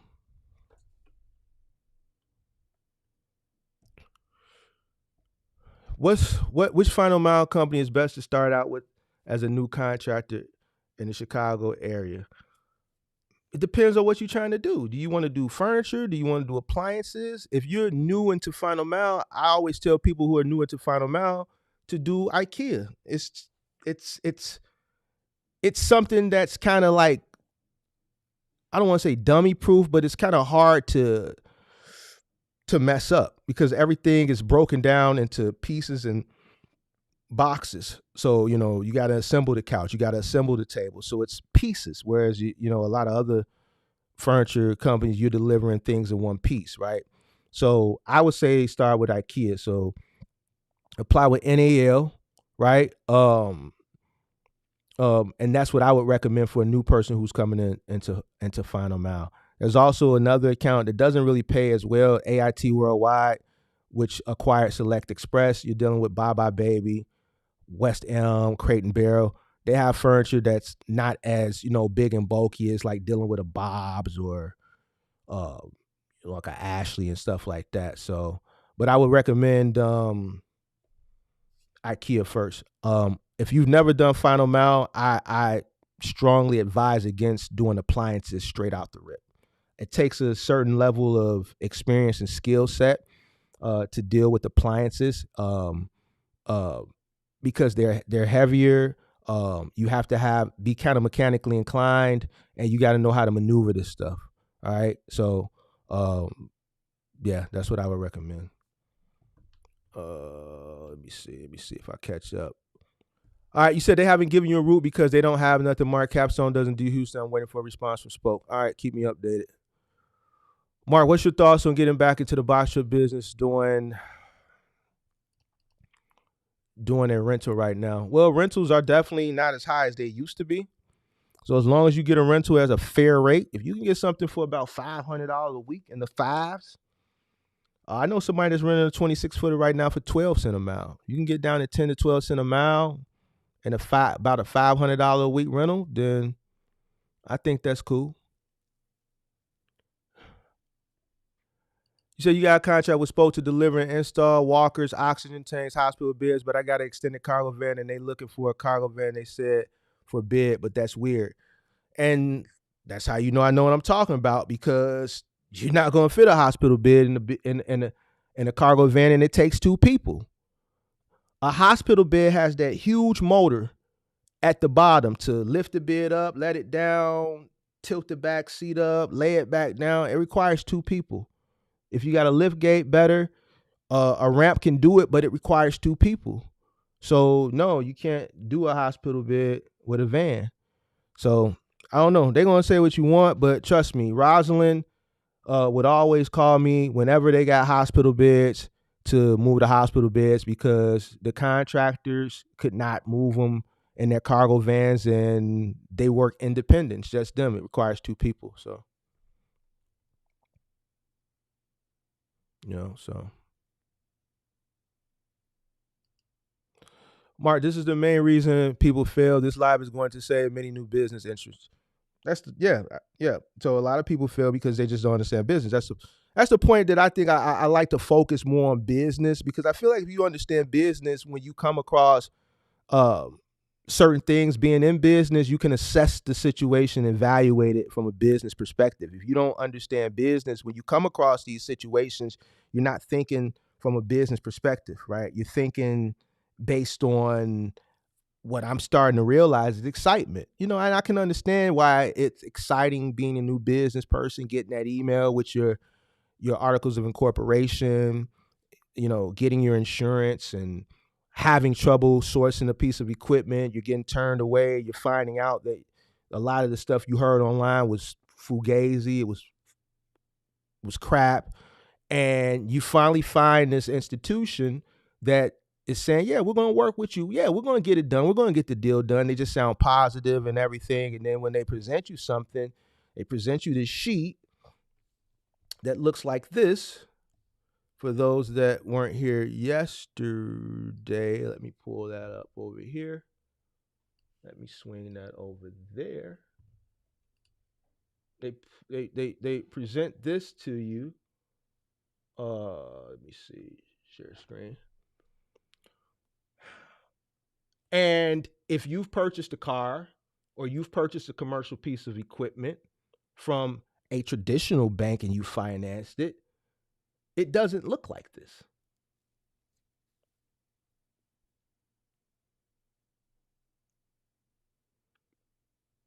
And the reason why I don't think there is an interest rate, I think it's a fixed cost that you're borrowing this money for. I think it's a fixed cost that you're borrowing this money for, because if you go out and you purchase a car, I don't have any of my agreements for anything that I purchase here. All that stuff is in a safe, not here. I probably going to do another live stream, and I'm going to pull up an actual document when you go buy a new car and what it looks like. It's usually on like a white and pink paper or whatever, or white and purple, whatever that color is, and it has a bunch of verbiage, and then there's a line. It states something to the fact that you're purchasing this, let's say this 2024 Mercedes-Benz G63 AMG for $249,000. You're going to finance it for the term of the loan of 60 months. So it'll say for the term of, and there'll be another line. And then obviously if you're a Mercedes-Benz, it's going to be typed in and it's going to say 60, and then it's months for, and then a line that says $4,000 a month, blah, blah, blah, blah. You more verbiage, and then it's going to get into gap, and you're going to say yes or no for gap, approve or disapprove, blah, blah, blah, blah, so on and so forth. This is a agreement. I believe, and I'm only speaking from speculation based on what I'm seeing and just my, my educated opinion, that they predetermine what they're going to charge you to borrow this money. This is why they don't include it. And this is where the excitement comes in, because now you got to approve, and all you got to do is sign at the bottom. And you're doing the math. $1,605, that ain't nothing but $400 a month. Or $400 a week.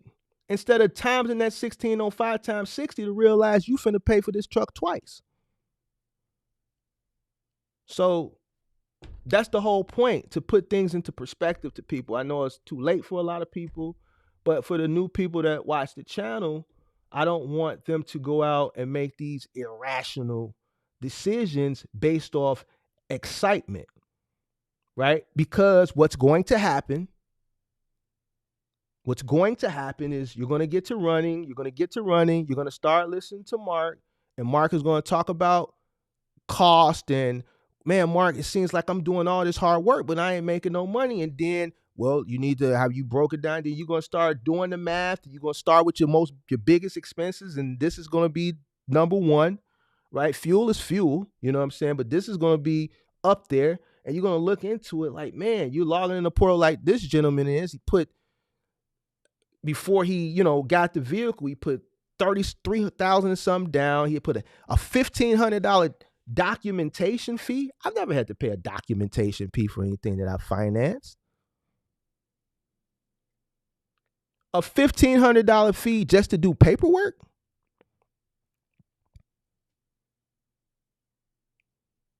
They're making money coming and going with these fees. They charge him $10 a month just to pay his bill that they're automatically drafting. It's just wrapped up with fees.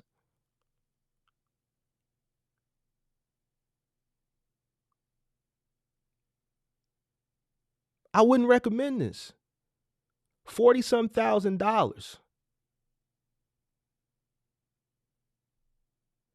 We can go on Penske used trucks right now. I can find you trucks for under $40,000. They giving away trucks right now. And I told you this day was going to come. They are giving away trucks right now. Some of you got 30, 40,000 saved up in cash that you can go touch and go buy you a truck cash. These deals are wrapped up in fees. This is how they make their money. They don't care about next. Let's look at this. What's this? North Mill? Let's do this. Let's do this. Let's do this. Let's do this. But before we do that, let me do something real quick too. I meant to do it last night. I'm going to gift 5 free memberships. Let me give 5 free memberships. Let's see who won. Neil Singh won. Axel Live won, which I don't think Axel needs a free membership. So Neil Singh won a free membership. Axel won a free membership. Jordan, Kelvin Birch, Taurine Dowles, and your Bahamian bestie. All right, congratulations. You're going to get some extra sauce. All right. You're going to get some financial advice in the members only section, some things that regular people don't get. But let's look up something real quick. North Mill. Let's look up something real North Mill. All right. Allow. All right, so boom. Let's look at, I want to look at their worst reviews. And this is something else you need to do before you decide on who you're going to go with. Most of the reviews that I read after I went through this gentleman's paperwork coincided with a lot of the things that I uncovered. All right. Other than the fact that they're predatory, here's something disorganized. I showed you guys that another company's agreement paperwork was in my client's paperwork. That's disorganization. Imagine a relative passing away and you send them to a funeral home to prepare the body. And then on the day of the funeral, they're supposed to bring the body from the funeral home via Hertz to the church. And you get there early to start greeting the guests. And then they already done dropped the body off 2 hours ago. And then you get to the funeral home and you black and you got a black ass daddy, dark as me, and you get there and it's a white man laying up there. It's a white man laying up at the front of the church. So imagine signing a deal, or about to sign a deal, getting all the paperwork, and the name of your company is ABC Logistics, and then they send you the paperwork for 123 Logistics. And you don't even pay attention, you just sign it. So when I read this, I knew she wasn't lying, because I saw that they were disorganized because they mixing paperwork for my claim. They dragged their feet every step of the process. We have been trying to get our Dodge Ram ProMaster registered for over a year. Another story he told me, he had a hard time getting his truck registered. So what he had to do to force their hand was, what did he do? He stopped payment on all the payments. So every time they would hit his account for the $1,600, he did a stop payment with the bank. So every time he did a stop payment, and that money was returned, they hit him with a late fee. And they kept hitting him with late fees.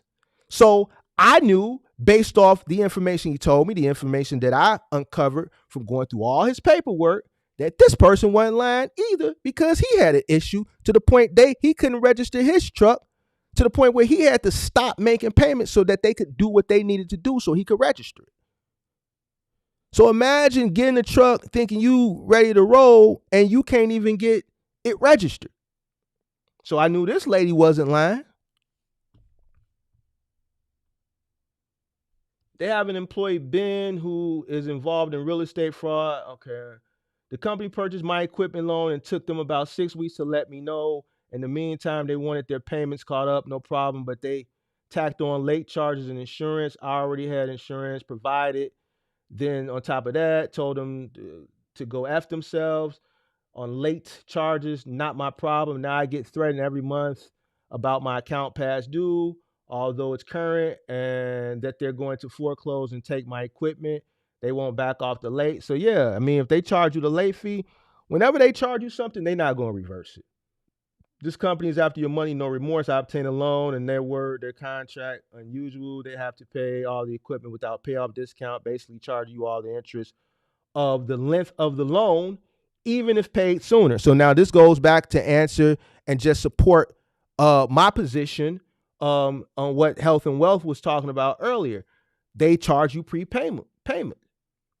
You got to pay it off. You have to pay all the payment without a payoff discount, basically charge you all the interest of the length of the loan, even if paid sooner. I wish my broker had informed of this, but they seem to work together. Never getting a loan from them again. Stay away. All right. So every single comment I read coincided with things that I uncovered from looking at this loan. So now this person said she wished that the broker would have told her that. Listen, the broker trying to get their commission, and she's right or he's right. They do work hand in hand. They work as a team. They're not in your best interest. They're in the best interest of theirs, because a lot of the people that are working there are working off what? What are they working off of? Can somebody give me the answer? I'll give you a clue. It starts with a C. Companies like this, the people that work their deals, they work off of what? Starts with a C. Neil Singh got it. Neil Singh, congratulations on your membership, your free membership for a month. They work off commission.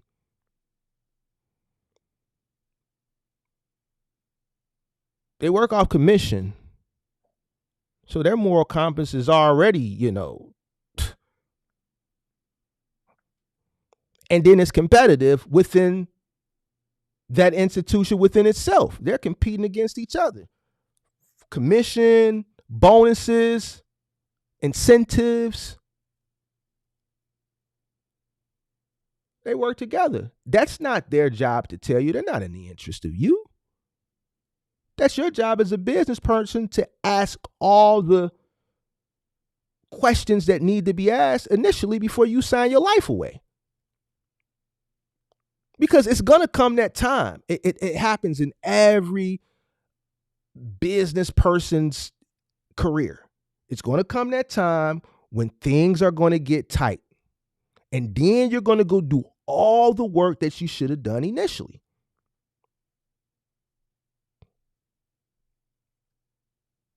And then you're going to start to uncover all this stuff.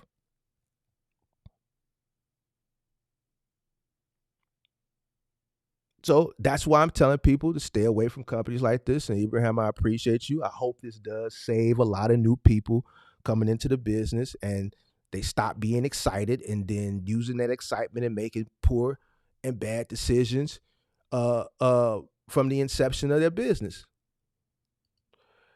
William says that hardwood floor story, straight facts, happened my first year. Floors, when you're doing delivery or you're doing moving, are the scariest things. Walls, not really scared of walls. Patch and paint, cheap. You can do that shit yourself. You know what I'm saying? A floor with the pebble stuck on the bottom of the box from gravel driveway, facts, bang the fridge, paid 33% of the damage. Yep, that's why when you set those refrigerators down, you can't push them, especially if you set it down on the ground outside.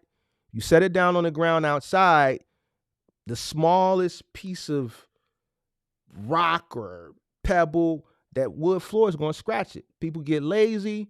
They take the straps off and they push it. Nah, you got to carry that thing on the straps until you get it to where it needs to go. Once you set it down, you need to have you some masonite. You need to have you some masonite that you set it on, or you need to set a moving blanket down. Set it on that, tilt it back into the cubby where it goes, lift it up, tilt it back, do whatever you got to do, or set it down on that masonite or that blanket while you connect the copper water line, and then set it to where it needs to go.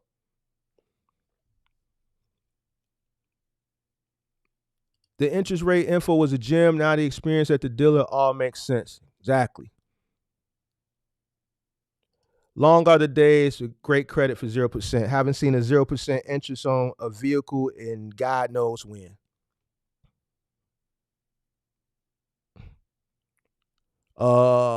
Looks like you missed the beginning of the line. Yeah, I think I've been on for about an hour and 46 minutes now. I'm finna be getting off. Just trying to get caught up on the questions. Mark, can I get a Kia contract? Natasha, no, you can't because you have a van. You need a truck. And Natasha, we need to work on you in that van. We need to make you successful in that van, Natasha, before you can start thinking about box truck and box truck contracts. You need to make money in the van first. Trust me, I'll let you know when you're ready for a truck. E-Man, super chat, appreciate it. What's up, Mark? Which cargo van is better, Ford Transit or Ram ProMaster? That's easy. Ford Transit. So all my Ram ProMaster people, don't get mad at me. Some of y'all know who y'all are. I told y'all don't go get no ProMaster, but y'all went and did it anyway. And now y'all, who was that? Big Zoe? Big Zoe went and got him a ProMaster. I think it's DeWalt when he got him a ProMaster. Me and this DeWalt, you know, he didn't listen to old Marky Mark at the beginning. He went and made his mistake. It's all good though.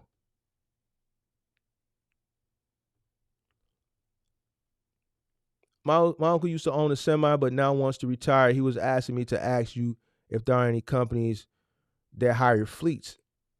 There's plenty of companies that you can go with and sign on as a owner operator and sign all your trucks on under. That ain't no big deal. So he owns a semi truck, but he now wants to retire. He was asking me to ask you if there are any companies that hires fleets. Yeah. All right, so let me scroll down. Where can you find a good cash van? Penske, Enterprise. It ain't about finding a good cash van. If you got cash, you can find a van anywhere. How much are you looking to spend? I think that's probably the question. Where can you find a good cash van for under 10K, under 20K? I think that's probably what you really meaning to say. You can go to a dealership and find a good van if you got $40,000, $50,000 cash to spend. So I think you probably mean, where can I find a good cash van for under this or under that?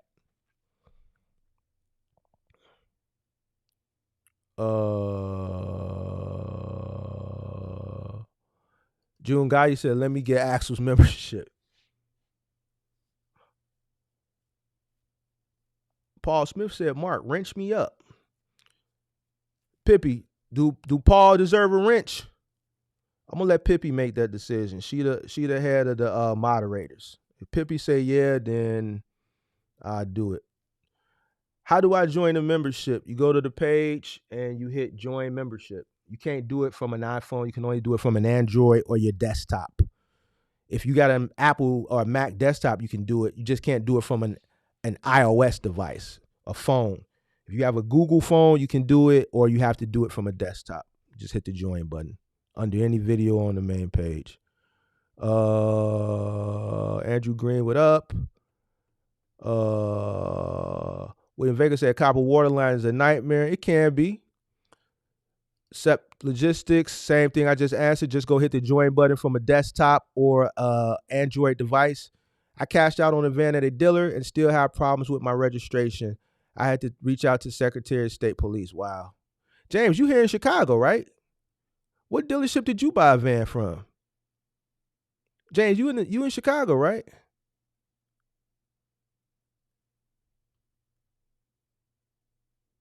Okay, that's right. It's well, you got a transit. All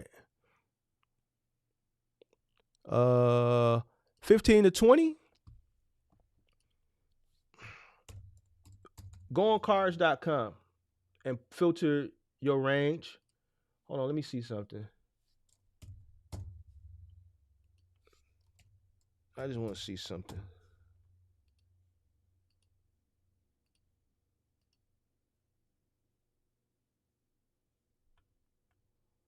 All right, so I'm on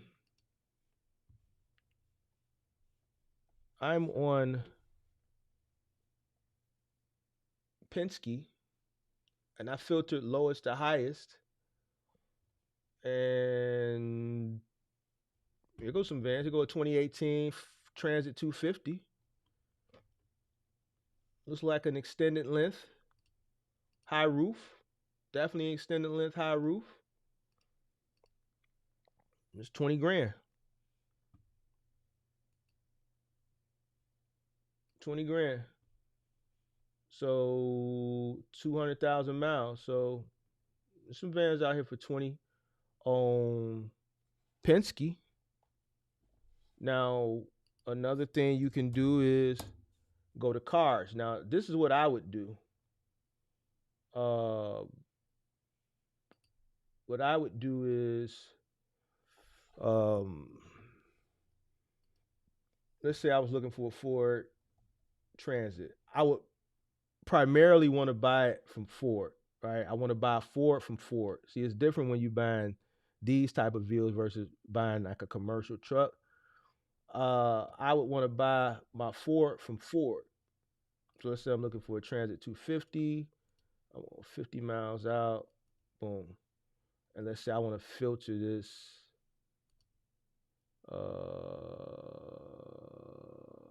lowest price to highest. All right, so boom. This is just in my area. So boom, these are 250s. And I'm looking for a high roof extended. That's a mid roof right there. I need a high roof. I'm just going to scroll to the first high roof I see. I want a high roof extended. That's an extended. That's not a high roof. Those high roof extended cars, that's a high roof, but that's not extended. Mid.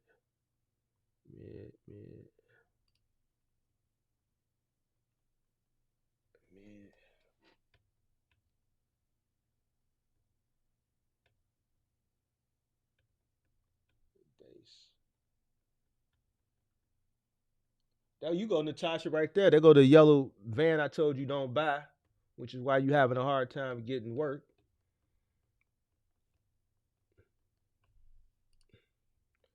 And Natasha, you see why all these vans are white? You paying attention? You see why so many white vans on here and not colorful ones, even though they sell colorful ones? You know why there's so many white ones? For the same reason I told you don't buy a colorful one. All right, here go one. So 35,000 is the lowest high roof extended I could find used in my area. And they want 35 for it. Well, it got low miles, 55,000 miles. So,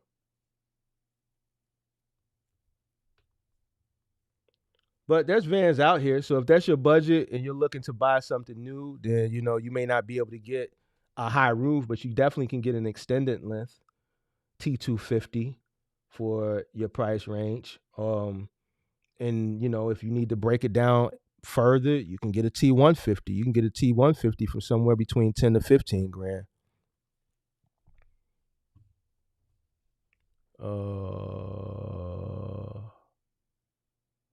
Hey, Mark, I don't see the offer membership, sir. Well, you got to do it once again from a desktop, either a desktop or an Android phone. You can't do it from an iPhone. For some reason, Google and iPhone don't get along on a lot of things. All right. But if you go to my page from a desktop, if you go here, you see this join button. You just click join. Oh, let me move myself out the way. You see this join button where I'm waving my mouse? You just click there.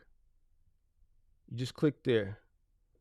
All right. You don't see that option on an iPhone. All right. But you do see it on an Android phone. So you have to either do it from a desktop or you have to do it from an Android phone. You're probably on an iPhone.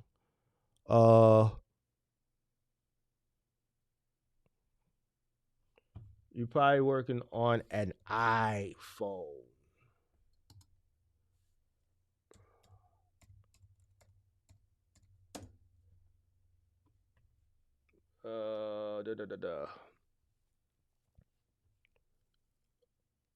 Paul, how often are you here? Okay, that's Pippi talking to him. Hey, Mark, I don't see that. What companies work with RLX? Looking into working with them. You talking about RLX? That's I believe that's Riverstone. I think that's the abbreviation for Riverstone. I believe. Hold on, let me see. RLX. I think that's Riverstone.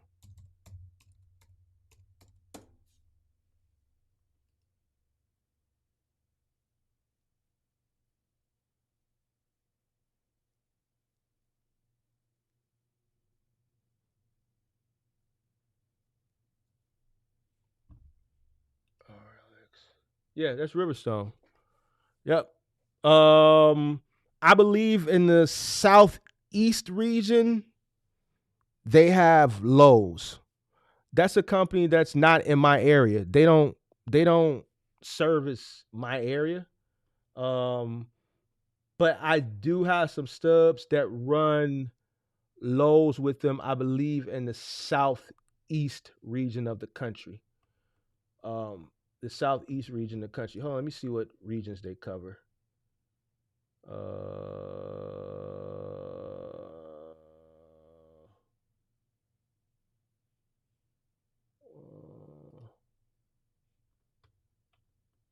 Let me see. All right, here they are. Let me share my screen. So here's all their contracts: CB2, Ashley, Crate and Barrel, Mattress Firm.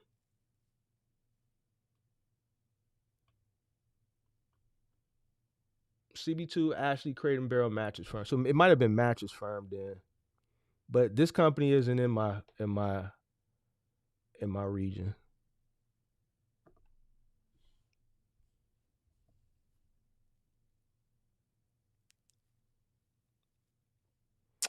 Which engine is better for cargo van, diesel, or regular fuel? I think that all depends on if you're OTR local. I think a local person would say gasoline. I think an OTR person would say diesel. So some people prefer gasoline over diesel if they're local. One, because it's cheaper. It burns faster, but it's cheaper. I think an OTR person would say diesel. So I think that's personal preference depending on what lane you're in. If I were to purchase, and this is just from my experience of being a fleet owner and being local, if I were to purchase from a fleet owner standpoint, doing local work, I would do gasoline. Here's a story. Just see how I say. Just I've been in business so many years. A lot of stuff I forget until like something get asked a question, and then I can remember something. I had a situation, and here's why. Being local with a fleet of vehicles, the reason why I would choose gasoline is because I had a situation where I had a vehicle in my fleet that was a long-term rental, right? So in the summertime, I would rent an additional 4 to 5 vehicles to help cover the overabundance of, primary moving season, right? So I would hire more people, so on and so forth. So I want to maximize the opportunity. So I would rent vehicles in the summertime for, let's say, April to the end of September on a long-term rental. And one of those vehicles happened to be diesel. And the guy actually went to the gas station, forgot, put gasoline in the diesel engine. He drove a block. It cut off. It cost me $800 from Penske for them to drop that pan, empty it, and do whatever, clean all the injectors or whatever the mechanical terminology is. I'm not a mechanic. I'm just trying to remember what they told me, but it cost me. So being local, and my entire fleet was gasoline, and I put a diesel vehicle in the fleet. It was an honest mistake. I didn't charge the guy for it because I see how he could have made that mistake. But I learned a lesson from it. So that's just my experience being local. There's no need for me, at that time to have diesel. Gasoline was better. Those vehicles were less expensive. But if I was running OTR, I would definitely do diesel because it burns slower. So I would be able to maximize my miles per gallon.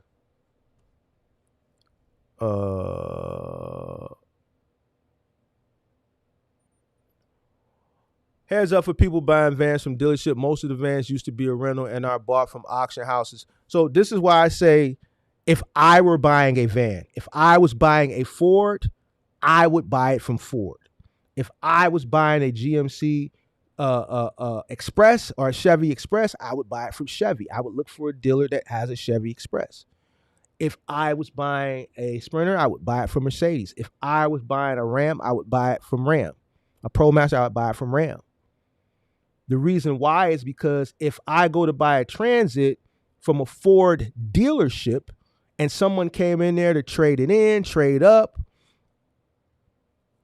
I know that Ford, and that vehicle being a Ford, right, they're not going to put it on their used car lot after they, check it and run their assessment checks on it if they deem it's going to be a problem. Even though it's an as is, I know from buying vehicles over a long extended period of time that if that's something they feel this slight amount of doubt about, they're going to take that trade in. They're going to give that person a new whatever it is. They're trading their van in for a Mustang, a Mach 3 or whatever, Mach-E, or another Transit, a newer Transit.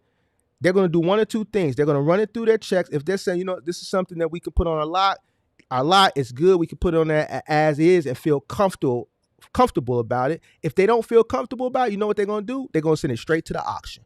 They don't have to put that trade in on a lot. But because it's a Ford and they're a Ford dealership, they have a duty to stand behind their name. Yes, it's as is. But they're not going to put an as is Ford on their lot if they don't feel sure about it. They're going to send it straight to the auction. So this is why I say, this is just something I learned over time. This is experience. If I buy a Transit, I'm going to go buy it from a Ford dealership. Because if it's on the lot at the dealership, after they've taken it in and they've tested it and they ran it through all their 153-point inspection or whatever it is, if they say, you know what, we're a dealership, even though it's as is, we don't want nobody coming back and forth, leaving bad reviews. We've won State of Illinois Dealership of the Year because these dealerships, they're part of different, what do you call it? Groups or whatever it called, where they JD Power and Associates on it stuff. They win awards and all that type of stuff. So they don't want any negative stigma placed on them. It's simple to take a vehicle on a trade-in and just send it straight to the auction. They do it every day, all day. Well, we're just gonna send this one to the auction. We ain't putting this on our lot. So that's another little tip, another little trick. So now if you go buy it from Penske or Ryder, then clear, it's part of their fleet. Or you go buy it from, let's say, Commercial Truck Trader, or maybe let's say Facebook Marketplace, or let's say an auction, then that's a possibility as well, too.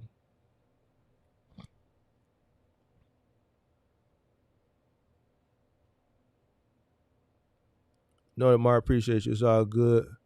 I'm worthy of the wrench if Paul disappeared. I think we may add 2 more moderators before the end of the year.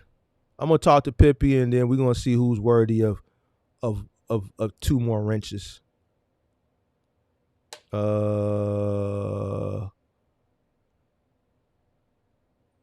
Hey Mark, I don't see the membership that you want, sir. I see it. You got a star next to your name.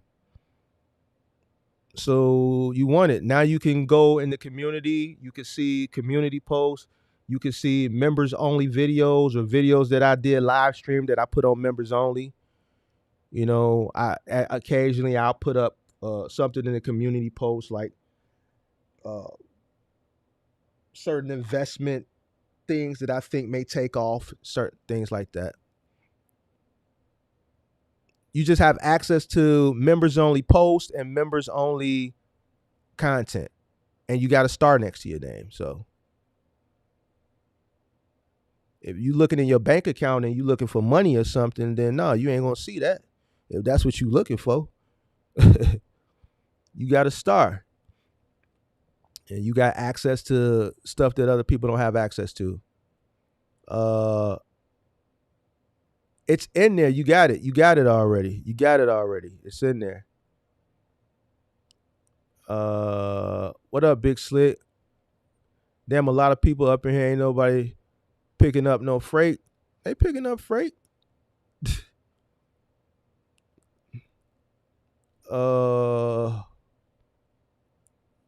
Let's see. How can I become a member? Go to your desktop and click join. Go to your desktop and click join, or if you got an Android, click join. Desktop or Android. You can't do it from an iPhone.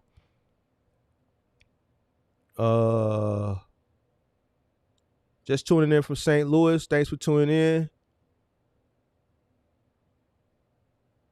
Yeah, they do 26-foot gasoline trucks. Yeah, you could buy a 26-foot of gasoline. You see Ford 26-foot gasolines. You see GMC and Chevy C6500 gasoline trucks. Yeah. Ford 750, Ford 650. Yeah. It's just a box cutaway. But they make them in gas. They're not, they're not as plentiful, but they're out there. You see them more than you would see a gasoline Freightliner.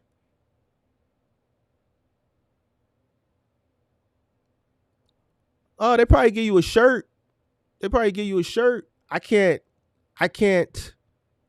don't know what the uniform is today. I can show you what the old vintage uniforms that we used to get. Hold on, let me go grab one. I still got some. Hold on. Give me 1 sec. I'll be back in 30 seconds.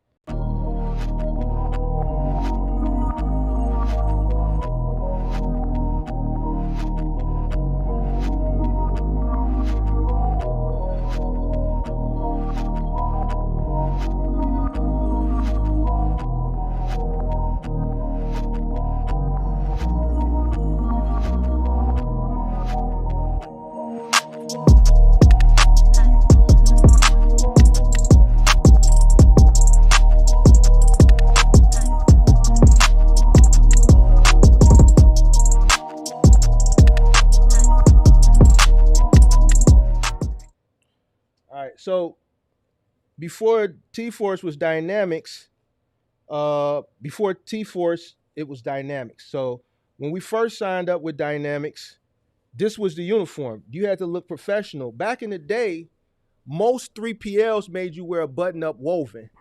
So I forget the company that ran for Sears. It started Excel Logistics. They were a big 3PL back in the day. They had the Sears account. But most 3PL companies in the early 2010s, you would have to wear a button-up shirt to make your deliveries. So I kept, for like novelty purposes, every single account I've ever had, I always made sure that I would have a crew, man, ask for an extra shirt and bring it, and I would keep it in the office. Obviously, you can see this shirt doesn't have any wear or tear because I would just always keep a uniform shirt as a novelty. And in case one day if I ever had to just do a run last minute because I was just like a bunch of call offs and then I have no other alternative, uh, I would just have one just ready on hand as well. So this was my first generation of running a fleet of trucks for Dynamics. And this is just a shot to all the haters too, man. Mark, we don't know if you ever did this before. We ain't got no proof. Well, Mark wouldn't have vintage 3PL company shirts if he never did it. All right. So this was the first generation of running for Dynamics. And then after a while, all the companies that were, contractors for Dynamics, like, man, we carrying furniture and heavy shit and these heavy ass woven shirts like we going to church. So then they switched it up and they hit us with the dry fit. They hit us with the dry fit joint, the dry fit polo joint, right? Boom. And then it would have Dynamics on the back. All right. So this is pre T-Force. This is before, T-Force had acquired Dynamics, or they merged, but they were still running under Dynamics. So this was the second generation of me being there for Dynamics. This is what the uniform was like. We would get these dry fits because everybody was complaining about these. Now, I got, when we were running for XPO, which is now RXO, I got the XPO shirts too. I also got the NAL, which is install. Those are polos. I got every single account I had. I would keep one uniform as just a vintage novelty. So yeah, these things are really, really heavy. And the XPOs were just like this and just as heavy. So yes, when you're running a 3PL, they will provide you with a uniform shirt to wear because they want you to represent their company while you're out doing the delivery. So these are vintage, just let you know that I'm an OG in the game. See, I always pull out little goodies and stuff every now and then. I don't pull out all my little goodies all at one time. I might show you a little goodie here or there. You dig what I'm saying? So yeah, that's all vintage stuff. So yeah, you do got to wear a uniform.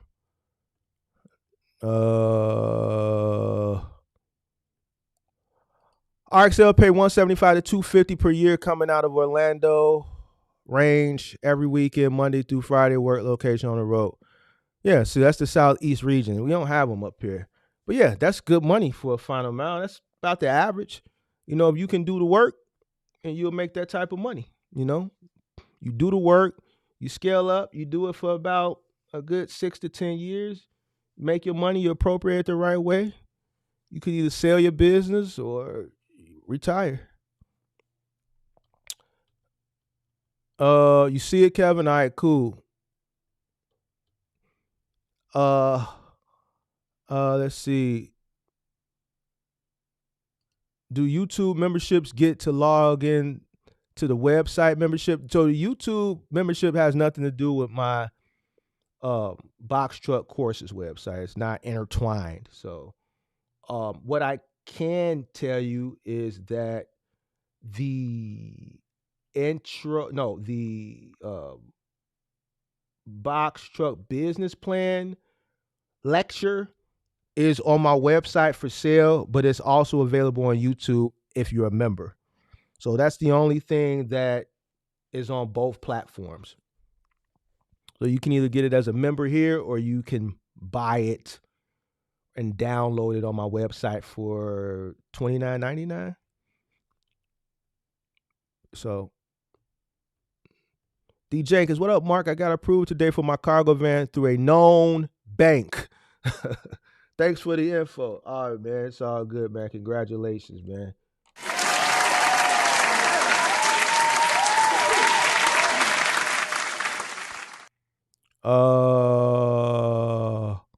Mark, a little source from a guy who understands finance. Always try to get a pre-approval first from a different financial company, then compare the interest rates before you agree to the lowest offer. All right, so there goes some sauce from Ibrahim. Says, yo, get your pre-approval first from a different financial company and then compare interest rates.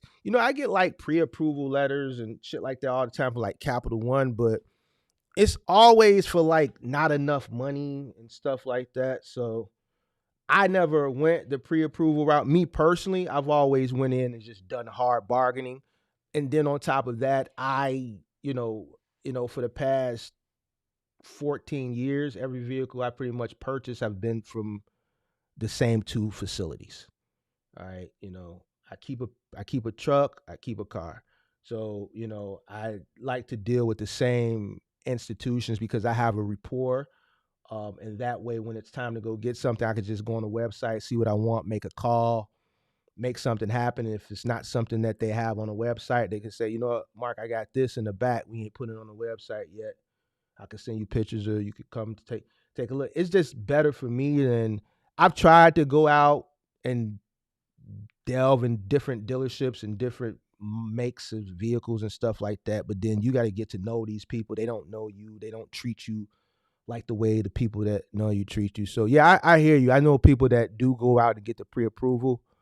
So yeah, I think that is some good sauce. So for y'all that that are new to this, another way you might want to just get a pre-approval and then use that and compare and contrast. Now, some other sauce I gave you, I went out. I remember I was looking to trade a car in, and the place I was looking to get a new car from, the place that I was trying to trade it to, they weren't trying to give me the money on the trade-in that I wanted. I went to CarMax, got the CarMax, whatever it is that CarMax give you when they appraise your car, whether you buy a car from them or not. I took that CarMax, whatever appraisal letter. Then I went back to the dealership and said, look, I need that extra $3,000 for my trade-in. And then they gave it, they matched me for it. So it's, he said he's telling you, right, there's tricks of the trade, little tricks of the trade.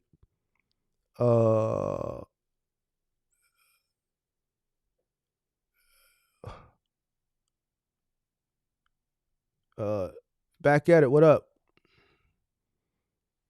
Back at it, what up? Mark, I watched your live with Natasha, and I live in Philly. A quick correction from that live. Montgomery County to Center City is not 100 miles. It's about 35 miles from Center City. Listen, I already know. You ain't got to tell me. I know based on what she told me. She said 100 pieces, 100 stops, 100 miles. So everything I knew wasn't just 100. And I know, listen, Philly is a huge market, right? And for a route like that with that many stops, they're not going to send you. That's a dense route. 100 stops is going to be a dense route, right? I knew she wasn't driving 100 miles out. And to Natasha, I know you in here. But I know you was just talking and you didn't know what you was talking about. That's why I had to put you in that circle and get you together. I knew it wasn't no 100 miles, Ibrahim. I knew it wasn't no 100 miles, which further supports what I was saying, that the route should have gotten done. That route should definitely have gotten done. The most it should have taken her to do that route on the new was 10 hours. 10 hours. 10 hours on the new. She was just too slow. That's all. She was too slow. But she going to get faster on her next opportunity. What would you say would be the best way to get in the game? What game you talking about, Mello? You talking about the business? First of all, welcome to the channel. We don't call the business the game over here. We call it the business because you get into a game that's what you're going to end up playing, and then it's going to end up playing you. All right. So first thing you want to do is change your outlook, your verbiage. All right. It's a business. Logistics business, the box truck business, trucking business, whatever. All right. We don't call it the game because it ain't a game. You're going to see that once you get in. Serious business. All right. So clearly you probably missed some of my previous streams because I've been talking about that. I think the best way to get in, if you lack experience in business and you lack experience in this industry, I would say get in humbly. I would get in from the bottom, grassroots, bootstrap, from an entry level position. Entry level, okay, cargo van. I would get in cargo van. I would consider entry level. If not cargo van, I would start with your personal vehicle, signing up with a logistics company and running e-commerce routes in your personal vehicle. So that way you can learn your market, your streets, learn how to, maneuver each stop as far as pulling up to the stop, getting in, getting that signature, getting to the next stop as quickly as possible. I would probably start in my personal vehicle first while you're looking to or figuring out how to acquire the van. If you acquire the van initially, I would definitely consider a used van. If you ask my personal opinion, I would go with a Ford Transit. I would go with a T250, or I would go with a Mercedes Benz extended length high roof, preferably a 2500. From there, I would seek to obtain a dedicated route. The best dedicated route you can get for a cargo van would be office supplies, because these cater to public schools, hospitals, county court buildings, things of that nature. So there's always going to be an overabundance of opportunity. It does kind of slow down in the summertime because obviously kids are out of school. So I would give me a dedicated route during the day, primarily delivering office supplies. And then in the late afternoon, early evening, I would supplement that with gig opportunities from some of these gig apps, depending on your market. Some are better than others. Roadie, Curry, GoShare, Freight, the list goes on. I wouldn't even count out Walmart Spark. I wouldn't even count out Amazon Flex. If their opportunity is there in comparison to the other apps that you're looking at in that particular time, whatever provides the best opportunity at that moment, that's what I would go do. You have a piece of equipment. I don't give a damn if you hauling paint. I don't give a damn if you're delivering groceries. You purchase that van to make deliveries. So wherever the opportunity is, that's where I would go. So I would make sure I have every app. There's apps that you can put those apps in, and they'll, see what app is offering the best at that particular time. So that's what I would do. I would do dedicated morning, early afternoon, and then I would supplement in there late afternoon, early evening with the gigs. I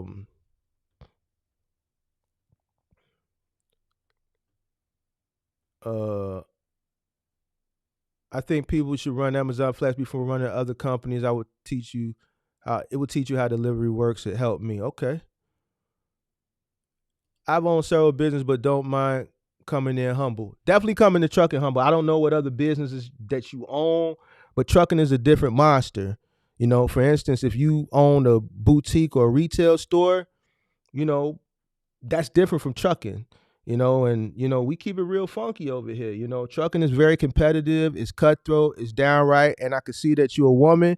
You're going to have challenges with even just being a woman in trucking because it's a male-dominated, good old boy industry. So you're going to have challenges there. So we've seen these situations on this channel through testimonials and, just other,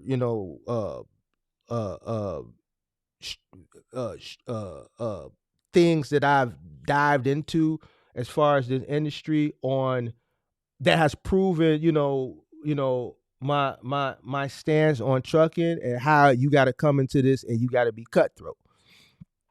So, this may be a business that, is different from the other business. You may have to change your mentality. You may be a nice, humble, loving person, and you're going to turn into a mean,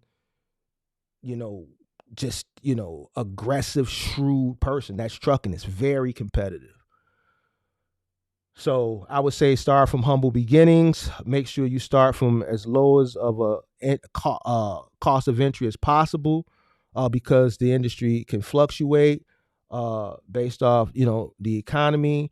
Also, the competition is very fierce because it's largely based off supply and demand, and you're dealing with consumer goods. So based on how the economy is, it's going to be based on what the freight looks like. The beautiful thing about e-commerce, office supply delivery for a van, you're servicing a client that is not solely based on what the economy is doing at the time. Children are going to school whether the economy is doing great or not. So guess what? Children are going to school. It's going to require a lot of paper, ink, this, that, and the third. Hospitals, discharge papers, a lot of paper. Court buildings, a lot of paper. So these institutions, the products that they need, office supply goods, it's not depending on what the economy is doing at the time. That's why these vehicles are constantly rolling, and that's why you see these guys that do that type of work. They're not complaining in regards to what a lot of other people are complaining that are running their truck based off of general merchandise or general goods based on consumers' buying behavior or not. All right. So that's something else that you want to look at. You got to look at the economy. This is something that I can get into, and it's not going to be based on if people are buying or not. Kids are going to school. People are breaking their arms. They're breaking their legs. They're getting shot. Hospitals are still booming. People are selling drugs, getting caught, committing crimes, getting caught. It's a big paper shuffle in the courts. So that's where the demand is. That's where need is, and it's not going to change. That's what you need to think about before getting into business. What lane can I get into that there's always going to be a demand for? Also, why I say don't cut out Spark, don't cut out Amazon Flex. Groceries, essentials. People are going to need paper towels. They're going to need toilet paper. They're going to need groceries.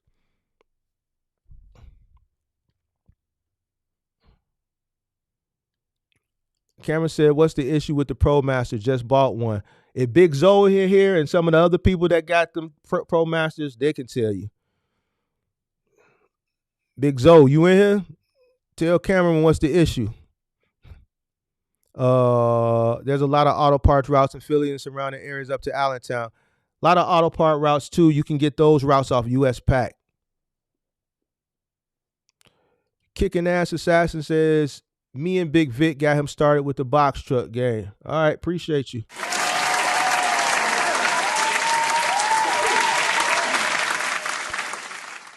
Hey Pippi, I see the chat. Just click off the video and click back in and see if that fixes it for you.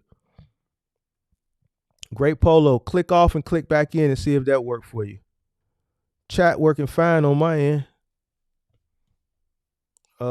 It freezes up sometimes. Just click out of the video and click back in. It does that for me when I'm watching other live streams.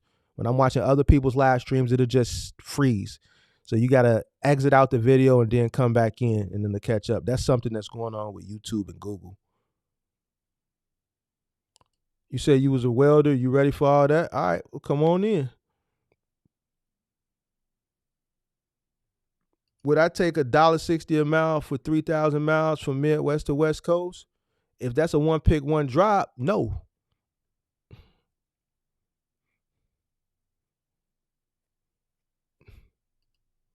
Would you use the strategy you just mentioned as a solo operator, or do you need to scale in order to retire from this business? Would you use that strategy you just mentioned as a solo operator, or do you need to scale in order to retire from this business? So I think retiring is all based on you and your plan. All right. If you're a solo owner operator, obviously you're not going to make as much money over a period of time as a person who's running a multitude of vehicles. So you have to create a plan on, what you're looking to do every year, what you're looking to set aside, how much you're looking to invest into your retirement. And then once you set your plan, set a time frame, and then work it from there. And that's similar to if you're operating at scale. Like say for Final Mile, I knew after a few years and going through the learning curve of the business that this would be something that I wouldn't be able to do forever. When I learned it about 4 years in, it wasn't what ultimately it became later on. It took me to lose an account that was my biggest account because in my mind, I was naive. I was thinking, man, I'm going to run this account forever. I got this account. It's going to last forever. I never thought about it not lasting. I just thought, man, I'm going to run this for 20 years and my family my little juniors are going to take over the company. I never thought about what if this company goes out of business. I never thought about what if this company loses the contract, which would have actually happened. That company that I was running it for lost the contract. And then I had to go get it and apply for the new company. And then I ended up losing another contract that I was running 9 vehicles for because a new branch manager came in and I was making too much money in there. And, they had to figure out a way to either get me to take less money or get me out of there. You see what I'm saying? So then I realized, this shit don't last forever. So I had to create a long-term plan. I set an exit for 2025. 2017, 2018 came in, it introduced, this was kind of already here, but it started getting bigger, the gig economy. You had people driving Uber, you had people driving Lyft, you had people doing Uber Eats, DoorDash, the gig apps that you see now, the Curie, the GoShare, these companies were just being formulated and they weren't up and operational the way that they are now. But what I was paying for people to do moving and final mile delivery, at that point when these other gig apps were getting started, especially the ride share, back when they were first getting started, they were paying people $1 a mile or whatever. You had people driving Uber back then, 2016, making $3,000, $4,000, $5,000 a week. How can I pay a person that much money doing a move and I'm paying them $13 an hour at that time? So that was the second thing. Like, man, if this continues to get bigger, this gig stuff get bigger, why would someone come work for me and carry furniture up and down flights of stairs for a little more than minimum wage? 2025, I got to get out of here because I saw the long-term effect of that, right? Pandemic came, it put the gig economy on steroids. So that took my 2025 plan and I would start worrying about that. But the caveat or the silver lining in it was, and it sucks, but it worked out for me, was the influence and the pushing of the box truck culture and a lot of people getting in. And because of the pandemic and manufacturing being non-existent, there were no new trucks. There was a big push for people to become their own boss. There were no new trucks, so the cost of used trucks went through the roof. And I was able to capitalize on that and take my 2025 exit strategy. And in 2022, I was able to move that up to 3 years to 2022. Right? So, but throughout that tenure, I was acquiring, property. I was investing my money, right? Because I wasn't doing this in preparation for 2025. I just caught a once in a lifetime opportunity to move my 2025 plan up to 2022. So, your answer is kind of it's kind of similar, but you have to create a plan. You have to create an exit strategy. You have to set a time frame. You have to allot a certain amount, a percentage of your intake into retirement, and you have to work extremely hard because you're working towards that goal, if that makes any sense to you. So it's kind of the same. It's just you're not making as much as a person who at one point at his peak was running 15 trucks and had a warehouse. It's just you. You see what I'm saying? And your truck. So if you're grossing $250,000 a year gross, you might want to say, you know what, I want to take 5% or I want to take 10% of my gross and invest that into my future retirement. Now, 10% may be a lot. So then now what that's going to force you to do is exercise delayed gratification, which means you're going to have to cut because you're cutting for the greater good of your future. So boom, in order for me to invest this 10%, then I need to cut back on this because 10% got to go into my retirement because I don't see myself doing this 20 years.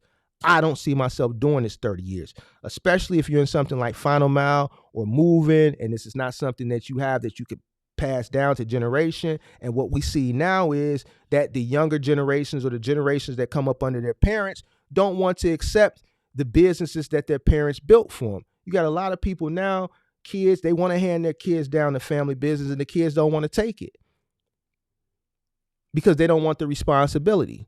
Or you see them taking it and taking the money and misappropriating the funds because they're taking the income and they're going on Instagram doing dumb shit, renting Rolls Royces, renting Lamborghinis so they could take pictures for the gram, taking these trips so they could take pictures for the gram, going down to Frontier and Steak 48 and eating these lavish dinners and misappropriating the funds. And now the business is operating in the negative because this kid that ran the business into the ground that their parent built for the past 20, 30 years.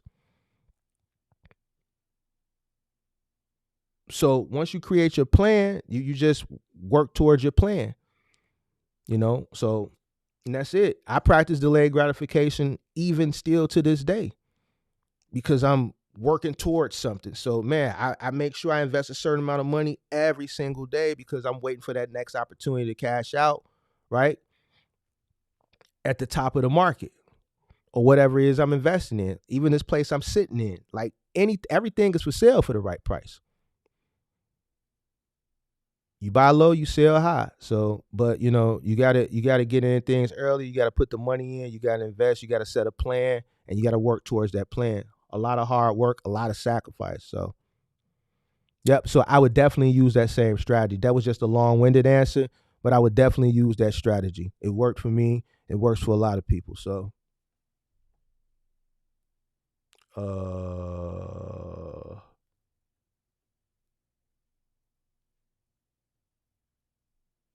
Capstone just got in my area. They need 26 vans in my area. What's your area?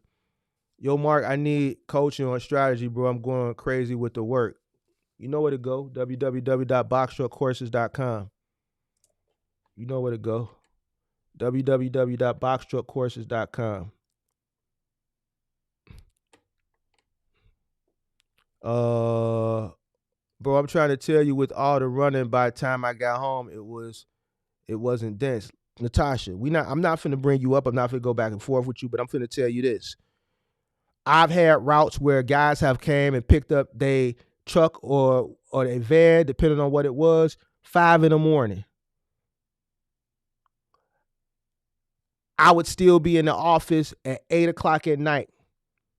Or I would be gone and I would get a notification from the alarm that somebody's coming in the gate. They punching the code in the gate and it's 7, 8 o'clock at night. Now, mind you, I'm looking at Fleetmatics. I see the person still on their route. So I'll leave the office and they'll come in. The point that I'm trying to make is when you're running a business, every day is going to be different. You're going to run into unforeseen situations. Second of all, it's going to seem like that to you, Natasha, because you're on the new. You never did this before. You're not going to never did courier work. Then they hit you with 100 stops on your first day and you're going to be able to complete it efficiently. You got to work at it. Anything you do, you got to work at it. I didn't know how to L a goddamn couch when the first couch I moved. It took time, it took experience, and it took someone showing me the correct way to do it. I would have eventually got it over time, and I did. You think you're going to come in a day or two and know how to be efficient doing a multitude of stops? No.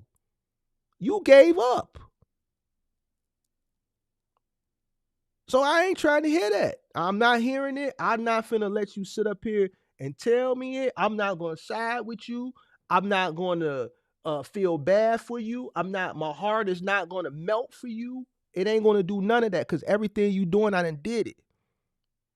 Every day is going to be the same. You're a business owner. You don't know what's going to happen from one day to the next. That's the risk you decided to take. So if it ain't in you, then this is what you need to do. You need to take that van and you need to take it to a dealer and you need to sell it. Or you need to go on here and send me some pictures and I'll post it in the community because somebody might want to buy it. At the end of the day, this is what it is. You want you want assurance on something, stay at your job, because what's going to happen is as long as you go there and you do what you're going to do, they're going to give you a paycheck. They're going to provide you with health and benefits, right? They're going to, HR is, you can go to talk to HR if you feel like someone is harassing you and you need just somebody to talk to. They have HR there. You see what I'm saying? If you feel like you're being mistreated, they probably have a 1-800 corporate number you can call and express your grievances or go talk to HR. When you're a business owner, none of this stuff exists. It's all on you. So I don't want to hear it. 100 miles, 35 miles, to me, it's all the same.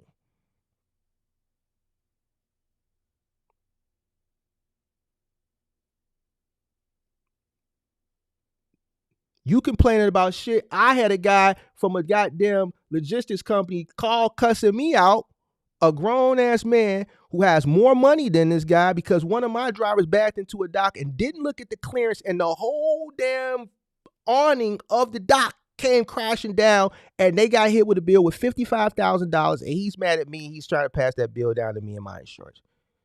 And you complaining about 100 stops.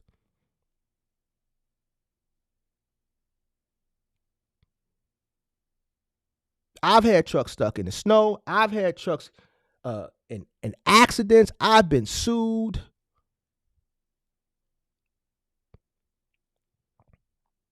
I've had claims.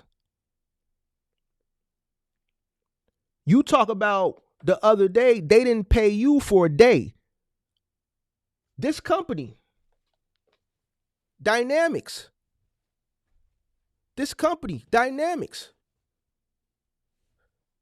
This company right here, which is now T-Force, for 2 settlements, running 6 routes a day for IKEA. Eric Field, racist Eric Field, did not pay me for 2 settlements. You, after the first settlement, you wouldn't have ran no more. Me being smart, I know that this is a big company, and eventually I was going to get paid. I made a fuss, but I kept my trucks rolling. I expected my payment, the second payment. Now, mind you, my payroll for each settlement period, I'm running 6 routes. This is before Office Depot. I'm running 3 trucks in the morning. I'm running 3 trucks for 5 to 9, 7 days a week. This is a 7-day-a-week contract. My payroll each settlement period was $8,000. That's $16,000 I came out of pocket. I kept rolling. I made a fuss. I didn't quit. You know how much they owed me? $28,000. So out of that $28,000, $16,000 went to payroll. Out of the remainder of that $28,000, the rest went to cost, fuel. And then there was some profit there. Now, if I wasn't a good business person, and I got all the emails, I dug all the emails up from that time period. That's a good thing about the cloud and all this shit. I went back, and I'm going to show that one day. See, I like to show things over a period of time, because if you show too much all at one time, it's like my mama said, you ain't going to know. It's content. I got to stretch the content out. Like, I could have been sure. I got plenty other uniforms for contracts I've had over the years. I show them at a later time. The point that I'm trying to make to you, Natasha, is you ran one day, one little half a week, they didn't pay you, and you gave up because you couldn't get the route done and they didn't pay you. Well, guess what? Sometimes that shit gonna happen. You talking about a few $100s, and these people owe me damn near $30,000. And I got the emails to prove it.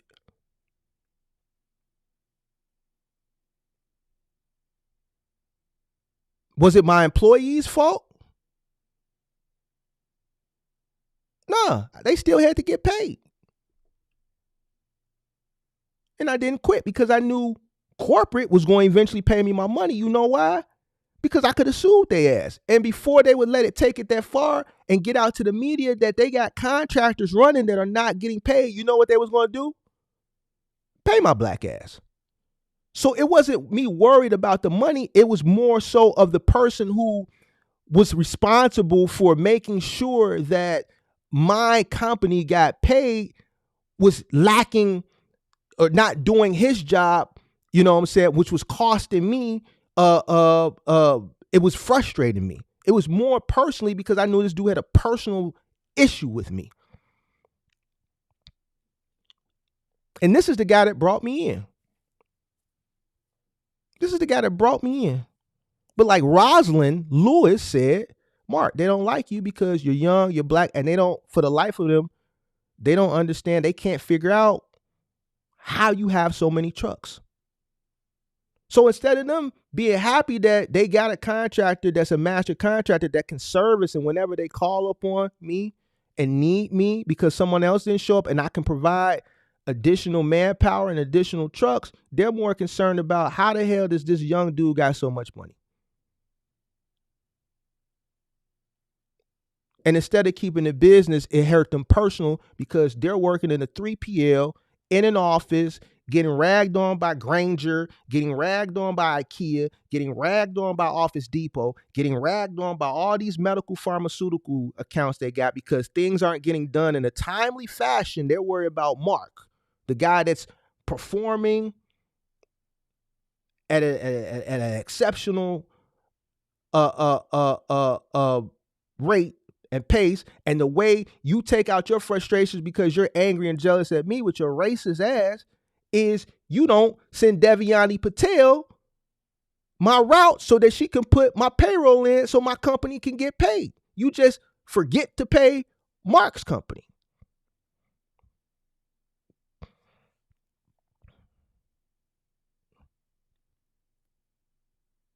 So Natasha, don't come here and I'm not going to feel bad for you because I could tell you a bunch of stories that are way worse than that little story you got, and it didn't stop me from doing what I needed to do.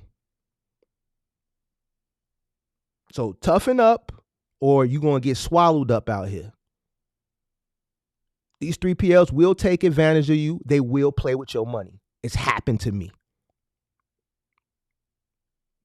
You want to deal directly with the consumer, start a moving company.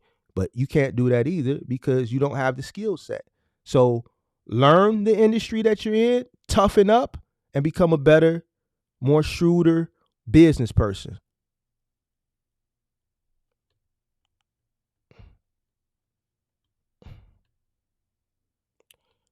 Oh, Natasha. I'm not spending no more time on you, Natasha. Can you go to Capstone and apply? I know you can go to T-Force and apply. Go to Capstone's website. They're a little bit more responsive than T-Force. These 3PLs only allow so many trucks from one contract for the reason you explained. All right, so let me talk a little bit about that. The reason why is because of like what you said, what I explained. Back in my day earlier, they don't want one contractor controlling a large portion of their dock or their facility. So for instance, Office Depot here, 43 routes. I own 9 of them. That's about a fourth.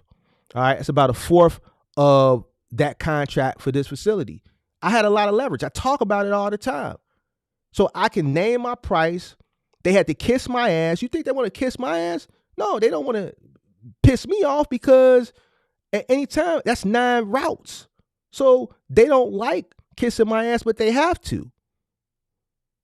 And like he's saying, this is why, and even when I brought the Cardinal executive on here, he said, man, for the reason, Mark, of your store, we don't want one contractor controlling a majority of our dock. We don't want master contractors like that anymore because history shows we depend on them and that leverage, they can lean on us. And we got to remember, we're the big dog here.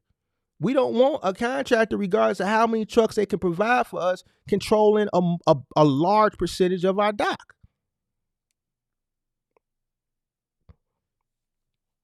So yes, William, you're absolutely right. And for that reason, and they don't want you to hold them hostage. Yep, because any given moment, and trust me, within those 2 pay periods where they didn't pay me, it was a few times where I said, well, I'm going to pull my trucks up out of here if y'all don't pay me. I'm going to pull my trucks up out of here. So yeah. Clarence, what up? Rico, what up, Mark? I'm first time catch you live. What info you got on the Cincinnati cargo van market? You know what? Hey, it's D Walk. If it's D Walk here, he's up in that area. So if it's D Walk, if you in here, why don't you let Rico know what's going on in that Ohio area? It's D Walk can help you with that because he's in that market working a cargo van.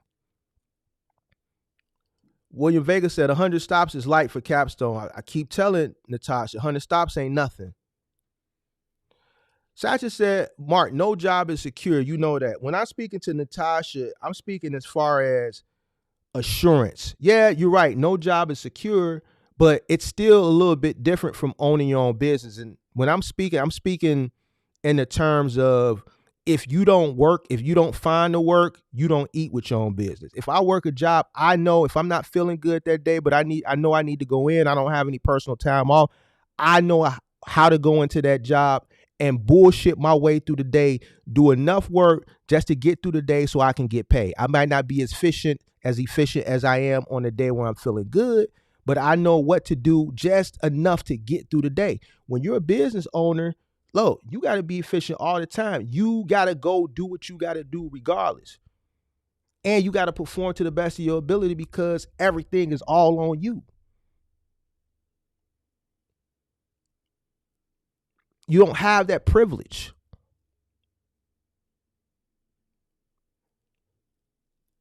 You could have a stomach ache out of this world. Forget a stomach ache. You could have diarrhea. That means you're going to have a longer day because every time you see a White Castle, every time you see a McDonald's, you may have to stop and run in there for 20 minutes and use the bathroom, which is taking more time out your day. You don't have the convenience of spending 2 hours or an hour or 20, 30 minutes in the bathroom, a clean bathroom on top of that, or having some PTO where you could just call the day off. You don't have that when you're an owner operator. You don't have that when you're a business owner. If you don't work, you don't get paid. So I'm speaking more to that, Sachi. I'm not really speaking to like the job is guaranteed. Yeah, of course, you can get fired at any time. The company can fold. But with a career, you could call off. You could take time off. You could get paid to take that time off or call off that day. You could take a half a day and still get paid, use PTO for the rest of the day. When you're working for yourself, if you don't go in and work, you don't get paid. So that's what I'm talking about. You got to watch the beginning, Sasha. You came in late. I covered that at the beginning.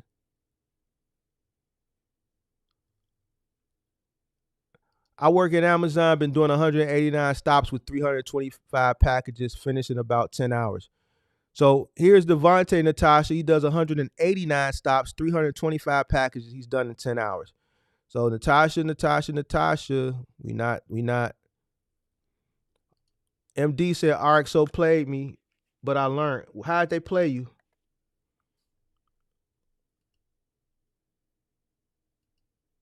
Mark, I need to place my Costco dolly. Was it Milwaukee? Milwaukee make good dollies. I got Milwaukee dollies that I've had for over 10 years.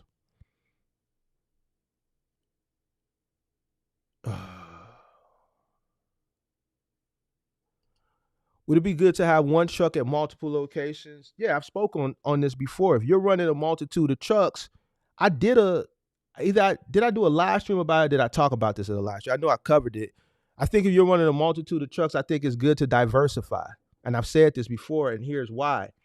If you're running a multitude of trucks and you got them all in one place, what if they lose that contract? Now all your trucks are down. What if they terminate you from the contract for whatever reason? Now all your trucks are down. You want to have that be diversified because if you're an RXO and let's say they lose the contract to Riverstone. Let's say Riverstone outbids them in the southeastern market. Now that truck is down. You got to go apply with Riverstone. You got to wait and go through the onboarding process. So now this vehicle is down for an extended period of time or whatever.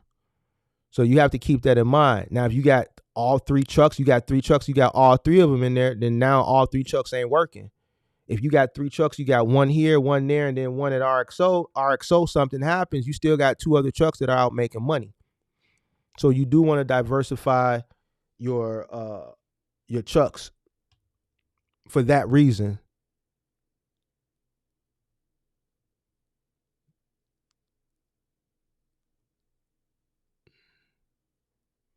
Building a business is a test of stress. The more stress handled, the more money. I agree. 2 or 3 trucks per location. They use my manpower for other contractors. So did you know that they were doing this? Were your men telling you this? Because I remember I had to advise you on something earlier this year about your employees. So was this going on behind your back?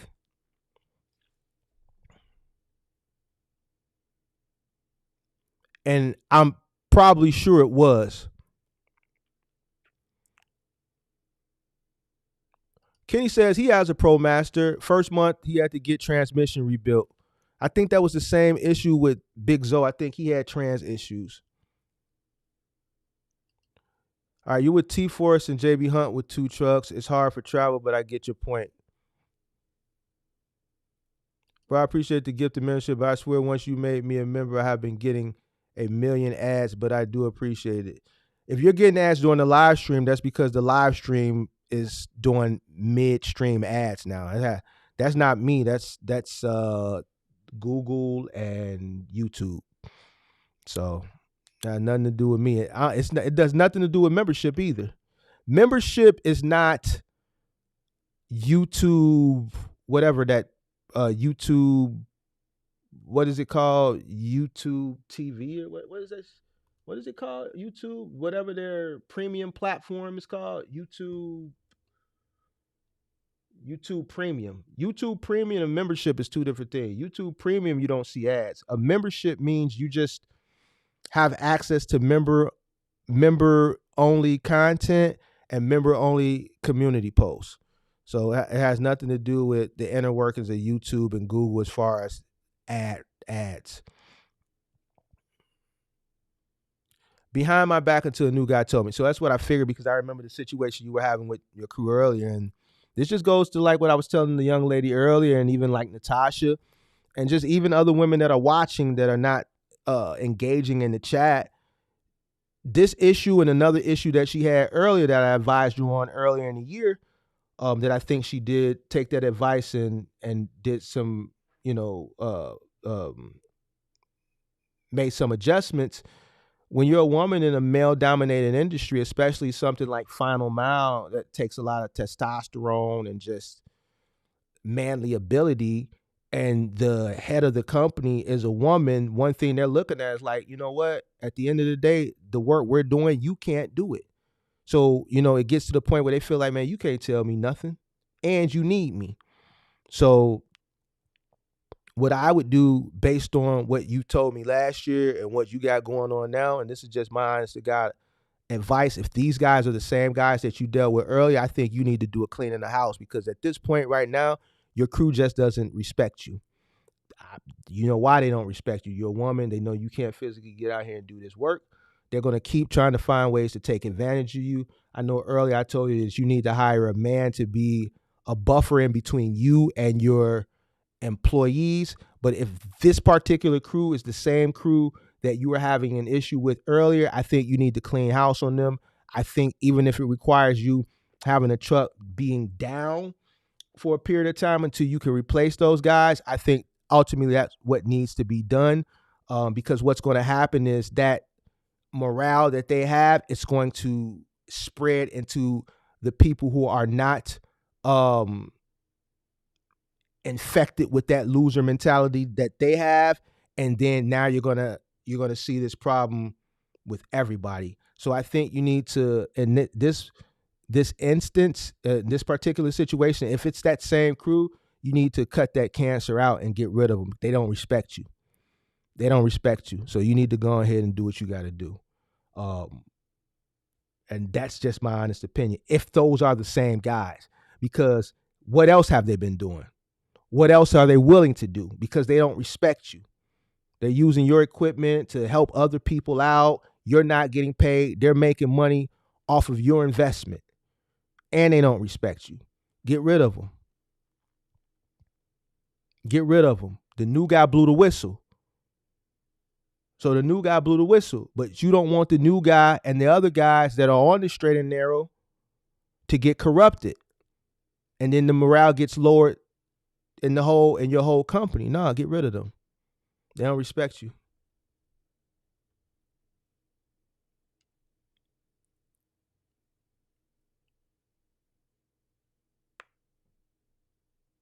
Mark, have you heard a company named U.S. Logistics Solutions? I've heard a company named U.S. Pack Logistics. Let me see. U.S. Logistical Solutions.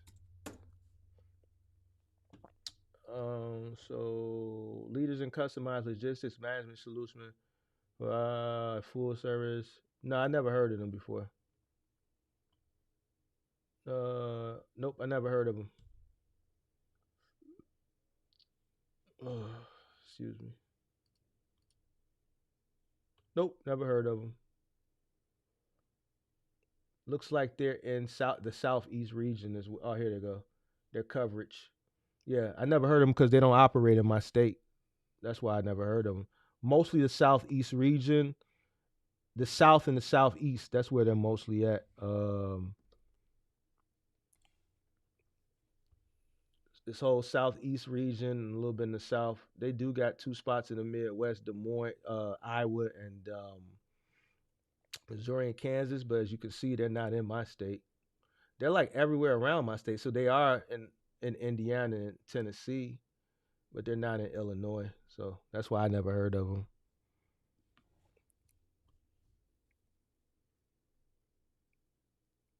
Oh, Ivan. This is Ivan from the other night. What's up, Ivan? Yeah, I'm looking at them now. No, I never heard of them because they're not in my state. So I've never heard of them. Yep. So. Yep. So, all right. So we got 5 new people signed up for membership tonight, which for some reason it's not letting me know. I see 5 new members, but I didn't get any notification. Because I gifted 5 new memberships. That's why. So I gifted 5 new members. Shout out to everybody that did a super chat. It looks like I answered all the questions. So I addressed the situation from last night. So hopefully everybody's question got answered. If you were on Instagram and you came over, I appreciate you. Everybody that watched and tuned in on Facebook and YouTube, I appreciate you as well.